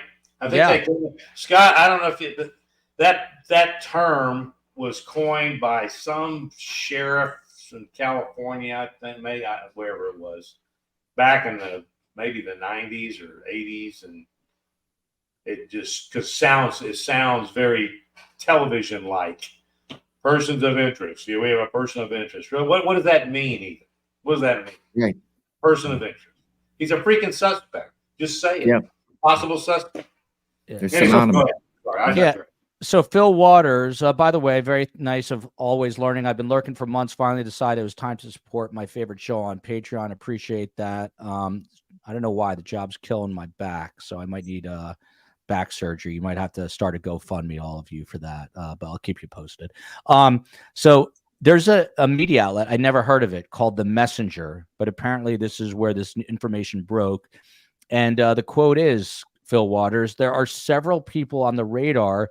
I know you hate it, but this is the quote: new persons of interest, and we are seeing if any of them are the key to solving this case. Time will tell if we get the answers. We need this. It's a marathon, not a sprint. This is coming from a police source. I don't think there's any names here. Is this media hype? Are they getting people excited over nothing? We just talked about the media. I have not seen any actual names coming out publicly saying that this is the case, but the Boulder police, they've analyzed nearly 1,000 DNA samples over their time, interviewed 1,000 people in 19 states. But now they say that there's 5 pieces of previously unexamined evidence tested using new DNA. Let me say that again. 5 pieces of previously unexamined evidence tested using new DNA. Could that be the difference maker, Phil? Well, when they're talking about using new DNA, we now have the advent of the last very few years of the genealogical DNA. So I would not be surprised at all if that's the road they're headed down. And JonBenet's father was at CrimeCon last year, and I met him, and that's a guy carrying around a lot of pain, obviously. And this happened when, in 96? Is that 96? 96. Okay, so and I will tell you, that was a scene that I am embarrassed for the Boulder Police Department in the way that scene was handled. And that's why it has been so jacked up since it happened. And the kind of an irony in this thing is that the chief at the time, I think his name was Kobe,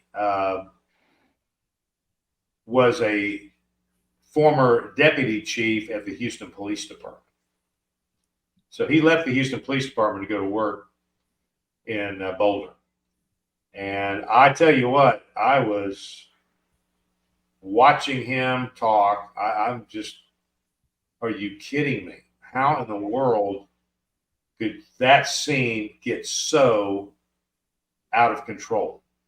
That scene was never contained in the way it should have been to conduct a proper investigation. Jacked up from the very, very beginning. Nobody came in there and took control of that scene. Now, I've seen some interviews of the female detective that was sent out there, and according to her, she had tried to rein that thing in, and for whatever reasons was told by supervisors, so on and so on, that, you know, go on, whatever. And that had been my scene. I'm telling you what, I'd been kicking people out of that thing left and freaking right. And I would have handled the scene altogether in a much different way. That scene was never secured ever. And so here you have all this confusion, and then you've got, you know, the mother and this I mean, that invest so convoluted and so screwed up. So I would have to believe that this new lead is going to be based on some kind of genealogical DNA search. Very interesting. Lorna says, echoing your sentiments, they messed up big time. By the way, hard to believe JonBenet would be 33 years old today. Can you believe that?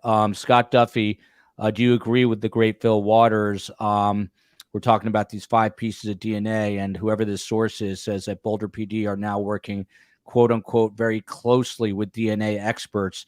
Do you think this case will ultimately be solved using investigative genetic genealogy? I'd like to know where those 5 pieces of evidence came from, what exactly they're retesting, and is it something? So absolutely DNA, and it's just what experts can do today with it are doing tremendous things for cold cases. If it comes down to DNA, then yes, it will be a genealogical resource that's going to be able to take investigators to that next step, whatever that step may be. But I just don't know what's being tested, and ultimately, if they come across individuals that they can interview, what would it be that gives somebody the why is your DNA on such and such a piece of evidence? And that's ultimately what's going to, I don't know if it's leading them down to a suspect or if it's simply going to provide them new leads to go and interview people who may or may not have anything to do. It could be, you know, something of somebody that was in the house or, but it'd be interesting to see exactly what this DNA is, where it was located, and then, you know, great for investigators to be able to renew and develop for new leads. But totally agree. Once you have a destroyed, never controlled crime scene, you know, we're 20 some odd years later into this, and what if they were actually able to come up with something, would they be able to take it into a court of law? That I don't know. It's the crime scene and the lack thereof protecting it is everything. Bernard C., who's the guy in the blazer? That would be Agent Scott Duffy, an esteemed veteran of law enforcement who's now a professor, as you can tell with his glasses. And if he saw you in person, there's a chance that he would spin you around and pat you down for asking that question, like he did the guy painting his house. Is there a follow-up? There's no follow-up, just who's the guy in the blazer. So we're going to do this story that I'm about to talk about in depth, and then we'll start to wind it down. Cher's in the news too. Anytime you have a celebrity with one name, you got to cover that. We'll cover that super quick after this one. But I've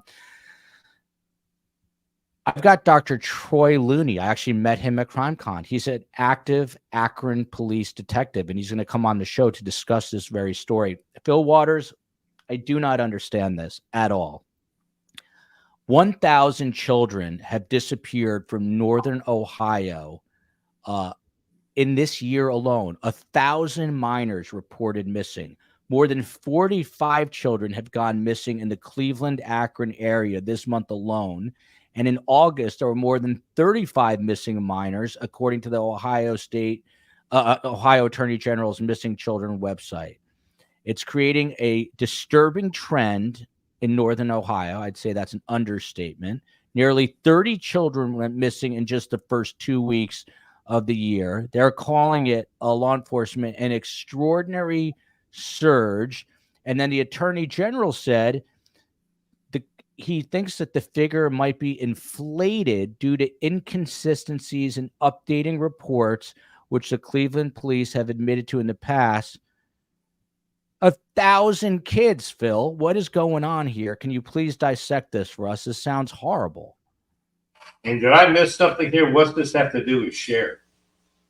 That's separate. That is completely separate. But I said anytime you have a celebrity with one name, you've got to cover it. I thought perhaps Cher was involved in the... No. She has nothing to do with this, but we'll get to her in a moment. Well, she's actually a very nice lady. You know, I worked as security for her. You did? Really? I did, yeah. Had my picture with her, and yeah, she was very, very nice. Very nice lady. I'm glad you hear that. I don't know how great a mother she is. I'm sure she's a nice person, but we'll get to that story in a moment. Yeah. Well, Waters, to your question, the last couple of sentences there you read about over-reporting or under-reporting or cases not being cleared out and that kind of thing. Mm-hmm. I'm sure that attributes to that number. So you've got people that are reported as missing. They take the report, they're runaways, and then they're found, and then nobody ever calls the police and says, hey, we found them.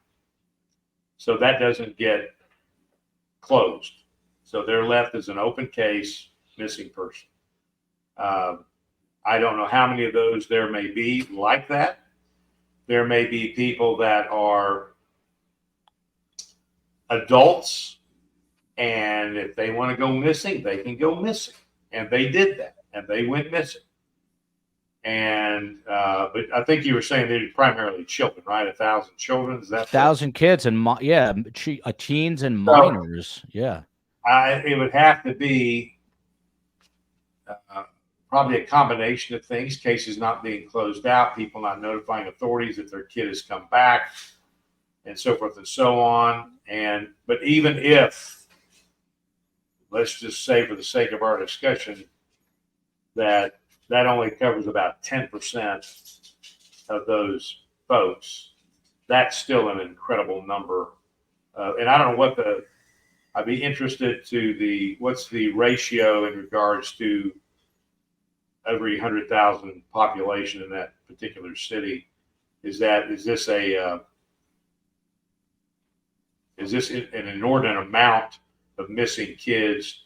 They're calling it an extraordinary surge. I mean, call me naive, but I thought if there was like 50 missing kids, there's a lot, but this is 1,000. So even if you're factoring half of that into like misreporting, that's still 500 kids. It just seems like a ton of kids to me. By the way, Dom's and I mom, don't know how you said Akron, Ohio. This is it's Cleveland, Akron, the northern part of Ohio, the northern. That area. Yeah, that whole area. Yes. Okay, well now you've spread the rain. You've cast the net has been cast in a wider area. So yes, I don't know. Again, I would be curious as to how does that break down within the area. That's 1,000 missing kids per what capita? Per 100,000 population, or I mean, I just don't know what the numbers mean necessarily, other than it's 1,000 kids missing. So I'd have to get, I guess, more of a context of what does that mean? Does that mean 1,000 kids missing in a populated area of over 1 million people? To me, that doesn't seem like a huge number. Or is that 1,000 missing kids in a populated area of 100,000 people? That seems to me to be a rather large number, given that comparison. So I'd have to get a little bit more information. Whether it's one kid or 1,000, it's all terribly alarming to whoever that is affecting and whatever community it affects. Well put, Phil. Dom's mom with a good question. Tali from Israel had a great question. Asked if you got to talk to anyone at CrimeCon about Ellen Greenberg. I did talk. I didn't speak to relatives of Ellen Greenberg because I talked to them under normal circumstances, but I did speak to a bunch of creators and urge them to work on it. So hopefully we'll have some news with that and getting some more attention shown on that story. Someone here is saying human trafficking. Scott Duffy, just quickly here. So the chief there in Cleveland says, we do our best to encourage compliance and improve assistance to remove barriers. But at the end of the day, we have to rely, I think this is the Attorney General, actually. We have to rely on our local partners that we don't control. I'm fearful of all kinds of things that fall through the cracks. That includes missing children. Seems a little insensitive because he's talking about things that fall through the cracks, including children. But like Phil just said, one missing child is too many. Do you think that this is just a case of bad bookkeeping by law enforcement, or there's something more sinister at play? Someone had a great comment. They listed that section of Ohio. There's 10 different big highways that go through there. What do you think? What's the bigger story here, Scott? 1,000 is in a year, and then especially in the last month or so, we had. Yeah, and by the way, it's 1,000 this year so far, and we're only in October now, I guess. And then the comment you had about the Attorney General, it sounds like there is an admin issue, which I think Phil was talking about, where if a child could be put into a juvenile, can run away, or a juvenile may not show up back at home, and due to the change in laws over the years that nobody wait for a juvenile, you can have a department that will put somebody in, and just for being a couple hours late, and so there may be an admin issue where that child is not taken out, and so it's a highly conflated number. That's why I would like to know what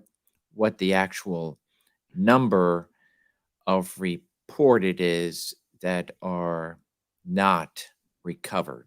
That's what I would like to know. What's the recovery rate? That's a great question. What is the recovery rate? And I'm going to ask our experts on Tuesday night. We've got by the way, special time Tuesday night because Troy Looney teaches, and he's not available till 7:30 p.m. Eastern time. I'll put that out on Twitter at Podcast STS.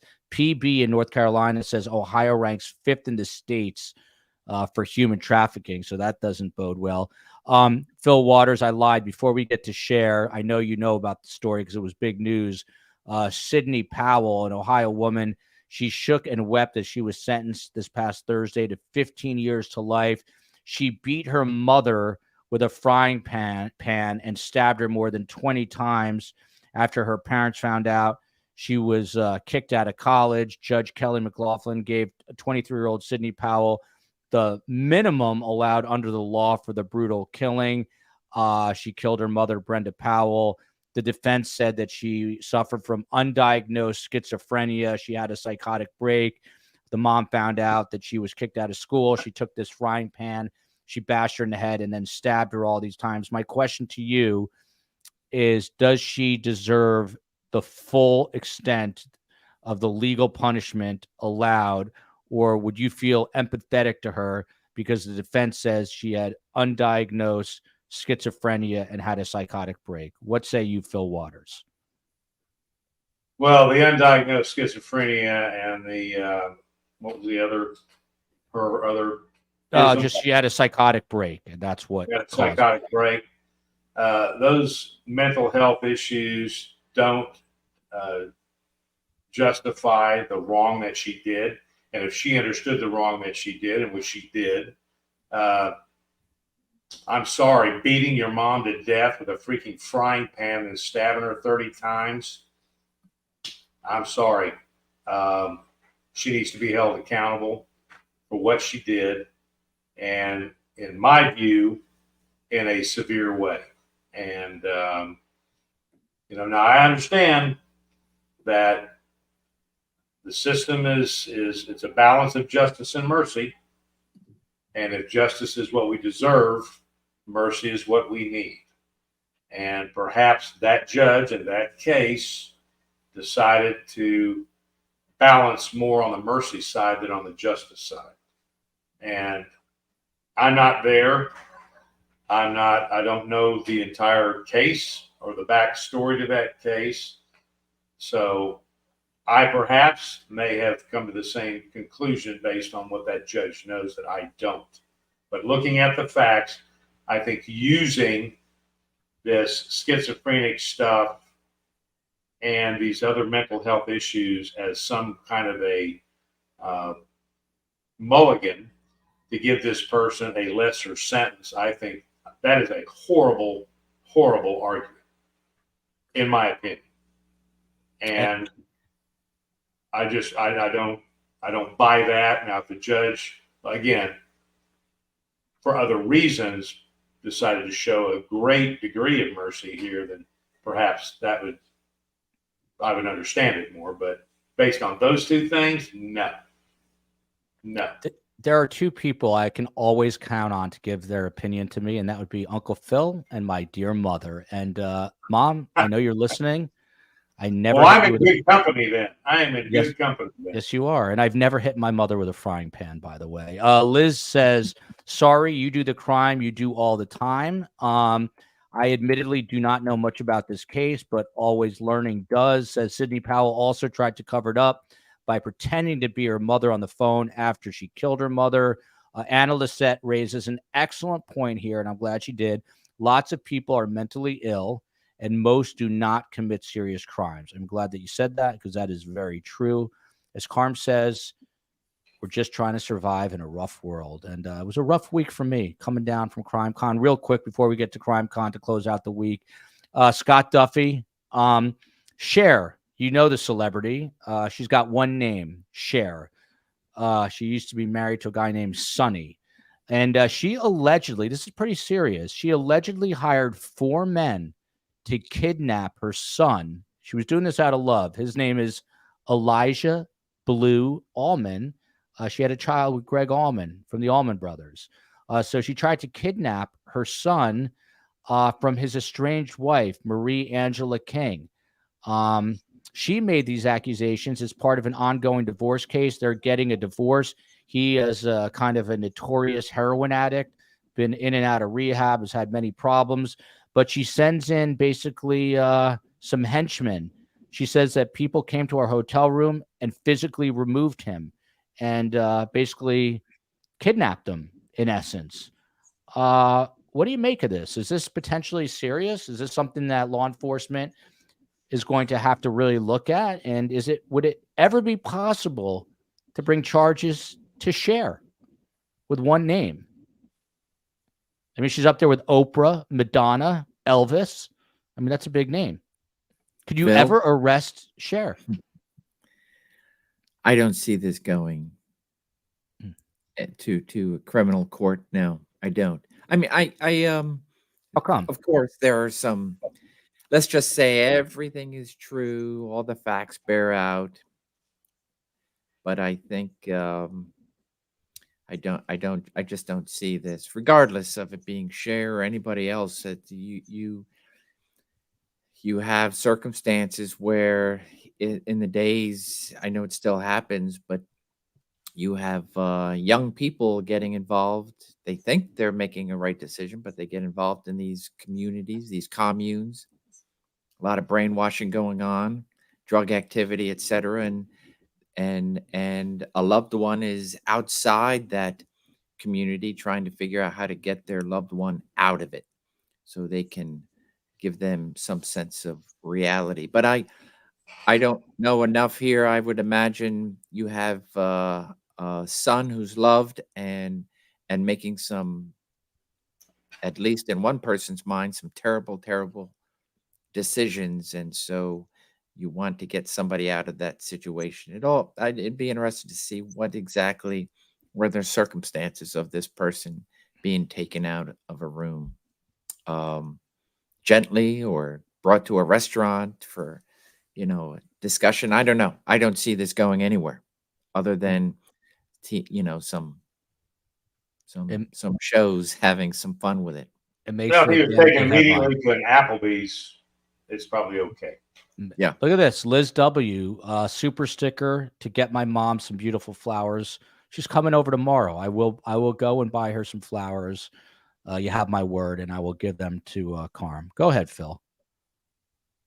So this thing with Cher, it sounds to me like it's an intervention. What it sounds to me. Yes. This guy has had a lot of problems over the years. And this ain't a kid we're talking about. Yeah, he's in his late 40s. He's 47 years old. Yes. Okay? So it isn't like Cher rolled in there and snatched up some kid and she went in there. It sounds to me an intervention. This ex-wife, whatever she's doing to make this guy's life miserable through the divorce. And who knows what the backstory is. There's always a backstory. Perhaps he's back on heroin again. He's having who knows? But it sounds to me like it's not Cher acting. It is mom acting to protect her son. And she went in there on an intervention. That's what it sounds like to me. And this soon-to-be ex-wife, estranged wife, whatever she is, she's trying to get her 15 minutes because she wants the most she can get out of this divorce settlement. So, there's a big backstory here, and, just leave it alone. The only reason we know anything about it is because she's Cher. So you're right. By the way, Patricia Burns, her real name is Sherilyn Sarkisian, I guess. Yep. By the way, Flyover Girl makes an excellent point. Carm has one name too. You're right. She's up there with Oprah, Cher, Elvis, and I don't know who else has one name, but let me know. Always Learning has this to say: Phil is the GOAT, the greatest of all time, the GOAT. So let me say this on a very serious note. I go to Crime Con. We parked our car. I brought my kids and my wife and my mother, the only guy at Crime Con to do that. Guarantee you that. And within 9 seconds of crossing the plane of the door at the Orlando World Center Marriott, I turn around and I see exactly what I expected. A giant man lumbering toward me in a Hawaiian shirt, khaki shorts, and slippers. And from that very moment, I felt like I knew Fil Waters my entire life. I truly love this guy. Fantastic human being. All those who give him crap, he has a heart of a giant, as he is. He's not that tall, but he's a big dude. He could definitely take you down if you're in a narcotics sting. And shortly after that, I met Scott Duffy, and I had the exact same feeling. I really feel like I love these guys like brothers / uncles. And meeting them, I'm so glad I met them because now I feel forever bonded on this show. And I'm just sad that everyone else has not had the pleasure of meeting Scott and Phil. Phil, what was the highlight besides meeting me of your Crime Con experience? Well, I tell you, and people aren't going to believe this, but it was meeting you finally. Thank you. It was meeting your mom, meeting Scott, because just like you said, it was like we had never not had a conversation. We had never, it was like, boom, the minute we're together, we're just like, like we grew up together. It was just kind of an interesting dynamic there. So that was a lot of fun. I got to add to that. You know, it's weird. Like when you meet someone in person, there's always like that kind of, it's like a blind date. It's like an awkward moment. I honestly had none of that with Fil and Scott. And like I turn around, like Scott was hanging with me and we went to get lunch, and my 3 kids, who are not shy, by the way, but my 4-year-old, I mean, Scott, he was interrogating you, right? Like I've never heard this kid talk so much. He can't believe that he was talking to a real police officer. But I mean, Scott, what the hell was he asking you? I don't even know. I don't know either. I mean, it's 2 of us. I tell you, just the 3 of your children were it goes to show where they've come from. They have the gift of gab. They fantastic questions and very entertaining. It was you know, to Well, be able to, I only got to see Sweet Vita. Yeah. I didn't get to Well, see. we got in a little trouble because kids are not supposed to be a crime con. The first day they were helping me with the booth, and I kind of had to kick him out. I made him go to the pool. No, Wow. I had to. I would never. I would. There was someone there helping. But I us, love so. little Vita. Vita was great. She was taking care of me, and she was just awesome. She's an angel. She's a and good Ileana girl. was too. Yeah, I want to throw Ileana in there too. So we finally got to meet. That's the COE, everyone. That's the COE. But go ahead, Fil. And she is beautiful.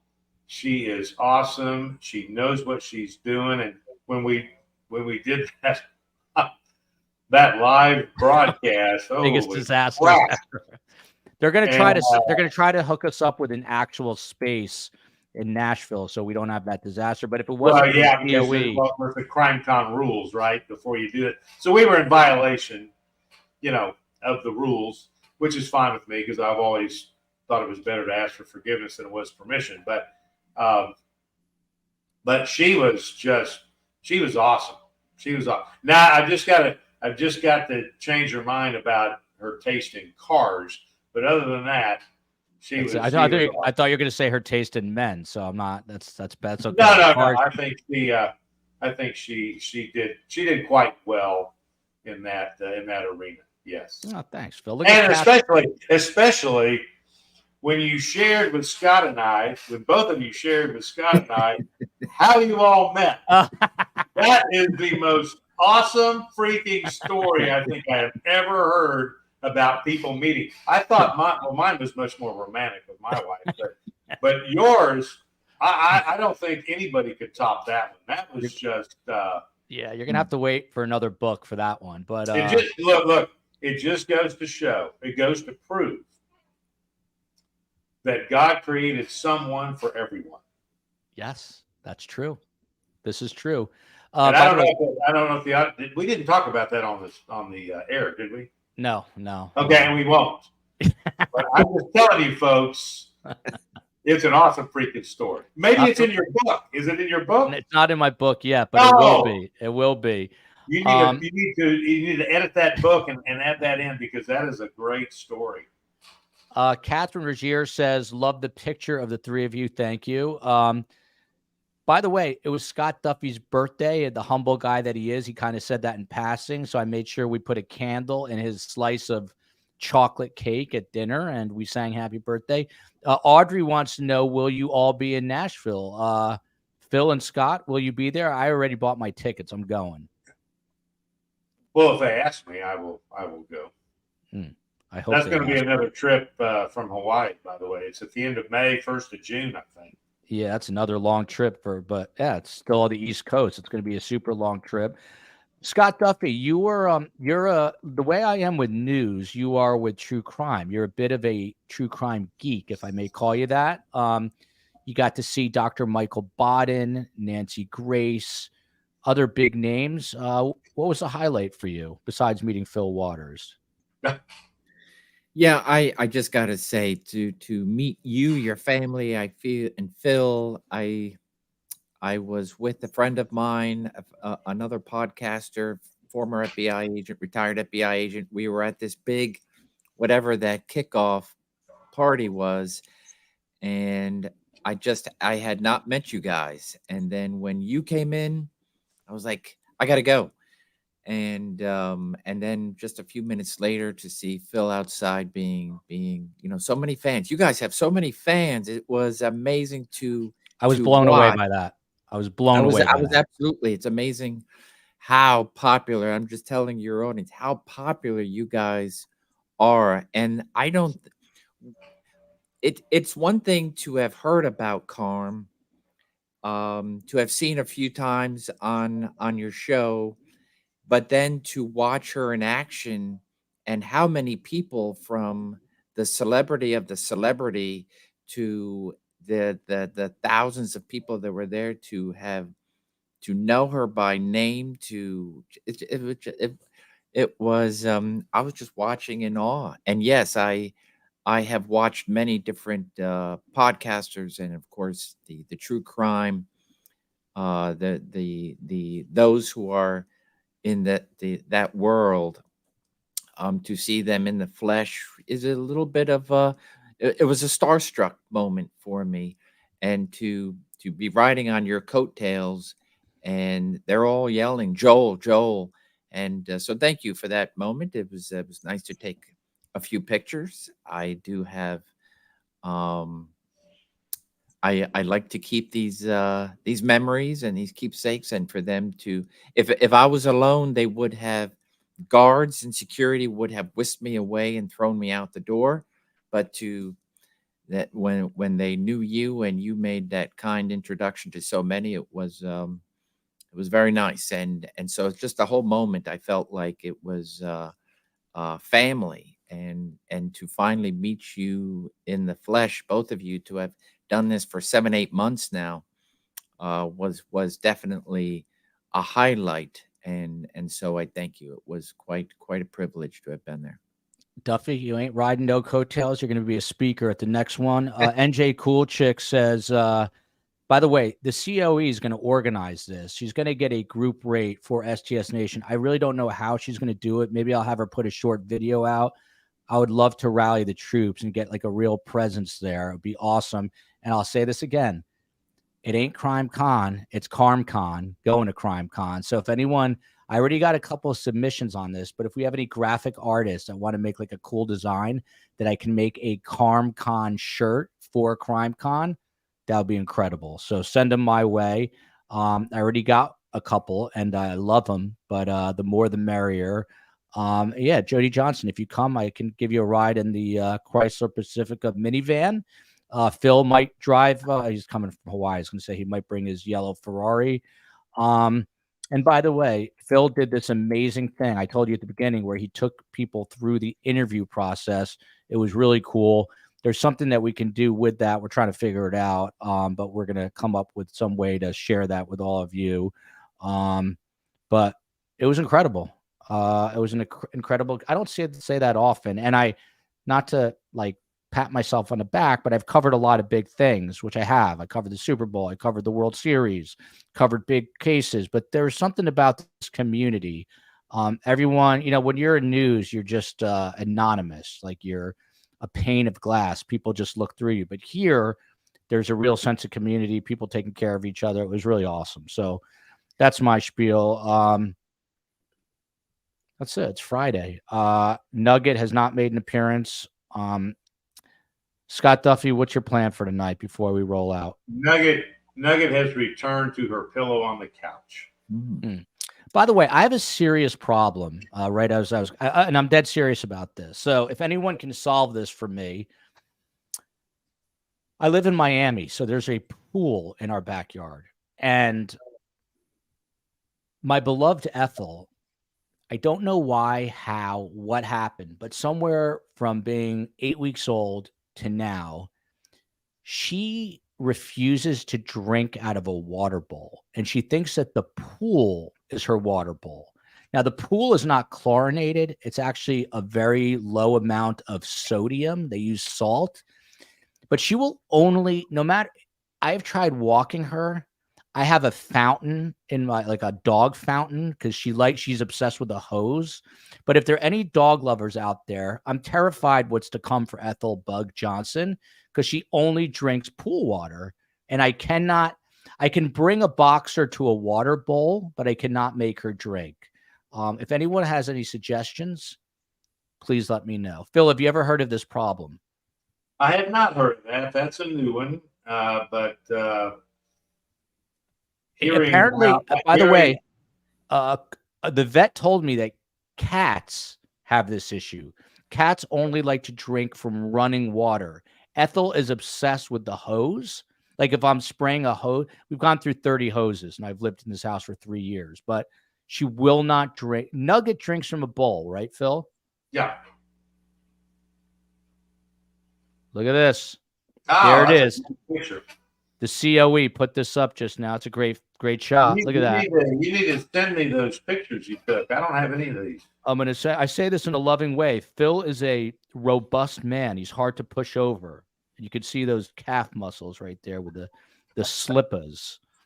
But yeah, if someone says, hold on, I'll take that. Bottled water, that'll never work. It's got to be like running water. I don't know what to do. I'm worried about her. Black Widow says my dog only drinks rainwater. All right, well, maybe the vet told me she wouldn't be drinking it if it was bad for her. But anyway, I digress. Scott Duffy, your final thoughts tonight. What are you doing? Are you hanging with the wife tonight? I have classes all weekend, so I'll be doing a little bit of studying so the professor can know just a little bit more than the student. What do you mean classes all weekend? What does that mean? Wilmington University has classes where you can get your credits in on 2 weekends. Fantastic model, and I enjoy it. So for 2 weekends, you can get your credits for a course. I must interrupt you, Scott. Look at this. Just email the COE at survivingthesurvivor@gmail.com if you want discounted CrimeCon tickets. She's going to handle it.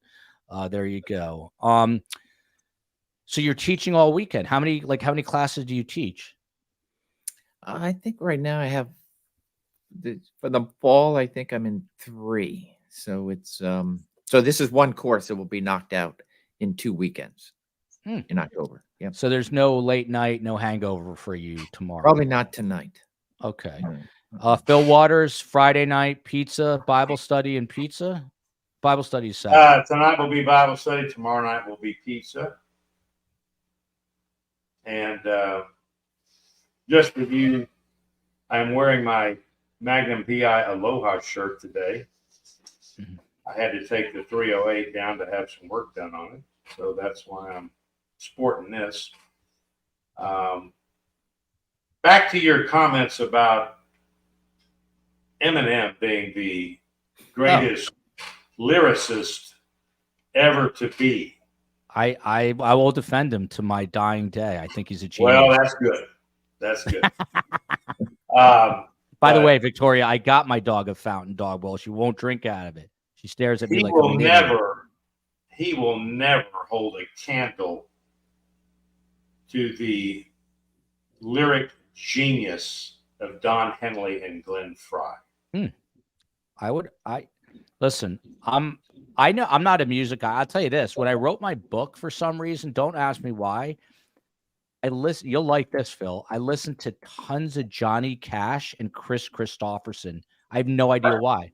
Never listened to Chris Christopherson a day in my life, but there was something about, I like to listen to, like, it was easy to listen to, and I was just like watching people and writing. Abby, your daughter, says that's my favorite of Phil's shirts. So that's a big endorsement. Thank you, daughter. This person says Eminem is a beast. Goes on. So Phil, you're a man of habit, and you're going to just go do pizza tonight. And again, Bible studies tomorrow. No, other way around. Other way around. Oh, sorry. Catherine says, I agree, Phil, the Eagles. As in your boy Don Henley. And as a matter of fact, Randy Meisner just passed away. As a matter of fact, yeah, just passed one away. of the original members of the Eagles. Who's your? If I had to say, pick one. Who's your favorite musical artist? No what? I'd say the Eagles. I mean, if I had to pick one, I would say the Eagles. I grew up with the Eagles. they're just, it's kind of that kind of my life kind of stuff with the Eagles. And my wife and I saw them in concert in 2020 and in Houston, and they did their tour was Hotel California, and it was just amazing. They got Vince Gill that's been traveling with them for the last 4 or 5 years. Deacon Fry, Glenn Fry's son, has picked up right where his dad left off, and that's I don't get too caught up in rock and roll stars, music, and all that stuff. When they die, like everybody's going to die, and I don't really get too caught up in it. But there were three musicians that died in my lifetime growing up and on into adulthood. Jim Croce died when I was in high school. Dan Fogelberg died long before his time was due, and Glenn Fry. And those three guys, to me, because they were all just fantastic musicians, and their songs had meaning behind them. And again,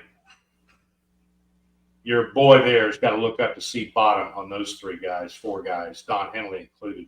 But those three guys, when they passed away, I had just a feeling of sadness that we had lost just a great resource in terms of communication and music when those three folks passed away. So, but I would say if I was going to have to pick one, I'd say Eagles. And then beyond that, I mean, I like, I've got a pretty varied taste. I like Merle Haggard. I like the Hag. Seen him in concert. I mean, these guys that I grew up. Actually, my first concert, I was in junior high, I believe, and it was the Monkees, if you can believe it, the Monkees. Look at this. This is Space Coast. This is the COE's brother, my brother-in-law. One of my friends was a tour manager for the Eagles for a while. This, by the way, Space Coast is a deadhead. If I can call him that. He loves. He's a big music guy. Well, okay. Here's a little bit of trivia for you. Yeah. I have to interrupt. I have to stay with my 100%. I got a story to top all stories after style, this. Right. So you said Deadhead. All right, the Grateful Dead. Yeah. I have sitting in my office a telephone, an old timey telephone that was owned by one of the drummers for the Grateful Dead. Bill. Space Coast is going to call you for that. Bill Weir? I think his name is Bill Kreutzmann, something like that. Bill Kreutzmann, one of the drummers for the Grateful Dead. And I have this old-timey telephone. This thing weighs a ton.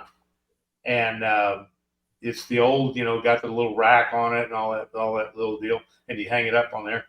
And I've got to clean it up, though, because I want to see who actually made the telephone. It's got the label on it, the little placard on it, and it was owned by Bill Kreutzmann, and I got it from the guy who married his ex-wife. This is Space Coast. He spelled it for you, Kreutzmann. There you go. That's it. Space Coast wants the phone. Maybe you can sell it. Well, he'll have to make me an offer. There you go. I'm going to leave you with this story. When we were living in LA, I went to a synagogue, and I didn't go often, but I went. And then there were services on Yom Kippur. You know who goes to this synagogue every Yom Kippur, which just passed, by the way? He comes for 20 minutes. It's a very small place. No one pays him any mind. Perhaps the most famous of them all, Bob Dylan, comes in for 20 minutes. He's wearing he wears like a hoodie, like a what do you call that? Like a Gore-Tex, whatever that is. And it's like a hoodie that covers like up to here. He's a little tiny dude, comes in, says what he's got to say to the man upstairs. 20 minutes every year. That's it. He comes in, comes out. No one pays him any mind. As a driver comes through the side door, and out he goes. Well, you know, Someone Bob, said- Bob Dylan became a born again Christian. Did you know that? Yeah, he did, and then went back. It's weird. You never know. But by the way, someone says I thought Bob Dylan sold his soul. Someone said that they pinned you for a Creedence Clearwater guy, Phil. Oh, Cosmos Factory, Green River. Yeah, I had all the Creedence Clearwater albums. I sure did. Yeah, I'm a CCR guy. Scott Duffy, so I don't get hate mail. Who's your favorite artist? And then we'll wrap. Yeah, see. I'm one of those that just love listening to music, and then I really don't know who's singing it. But I will say locally. I will say locally. Scott's like me. I'm the same way. The in Philadelphia every year go to Philadelphia band the Hooters. They always play locally, just a couple miles up the road. And then just last week I went to go see, and I wouldn't leave because it was so good. Peter Gabriel. There you go. The Hooters, believe it or not, played at my college. Believe it or not. What's their famous song? I can't remember that. There was I can't think of the song. The Hooters. This is random. This random band. Bobby Zimmerman. That's Bob Dylan. Listen, guys. Loved meeting both of you. Loved the show today. Love STS Nation. I would say best guess. Better community. Someone says Pink Floyd is cool too. And the list goes on. George Thorogood. That sounds like a Fil Waters kind of guy. Eric Clapton. The Destroyers. Yeah, Eric Austin's, Clapton. So Eric Clapton in concert. That was freaking awesome as well. Sad In fact, the Eagles are on their farewell tour, as a matter of fact. And it's going to go on to 2024. And wherever they are near Houston or going to be in Houston, my wife and I are going to go to their last farewell tour concert. So there you go. James Taylor. By the way, no one knows more about music than Space Coast.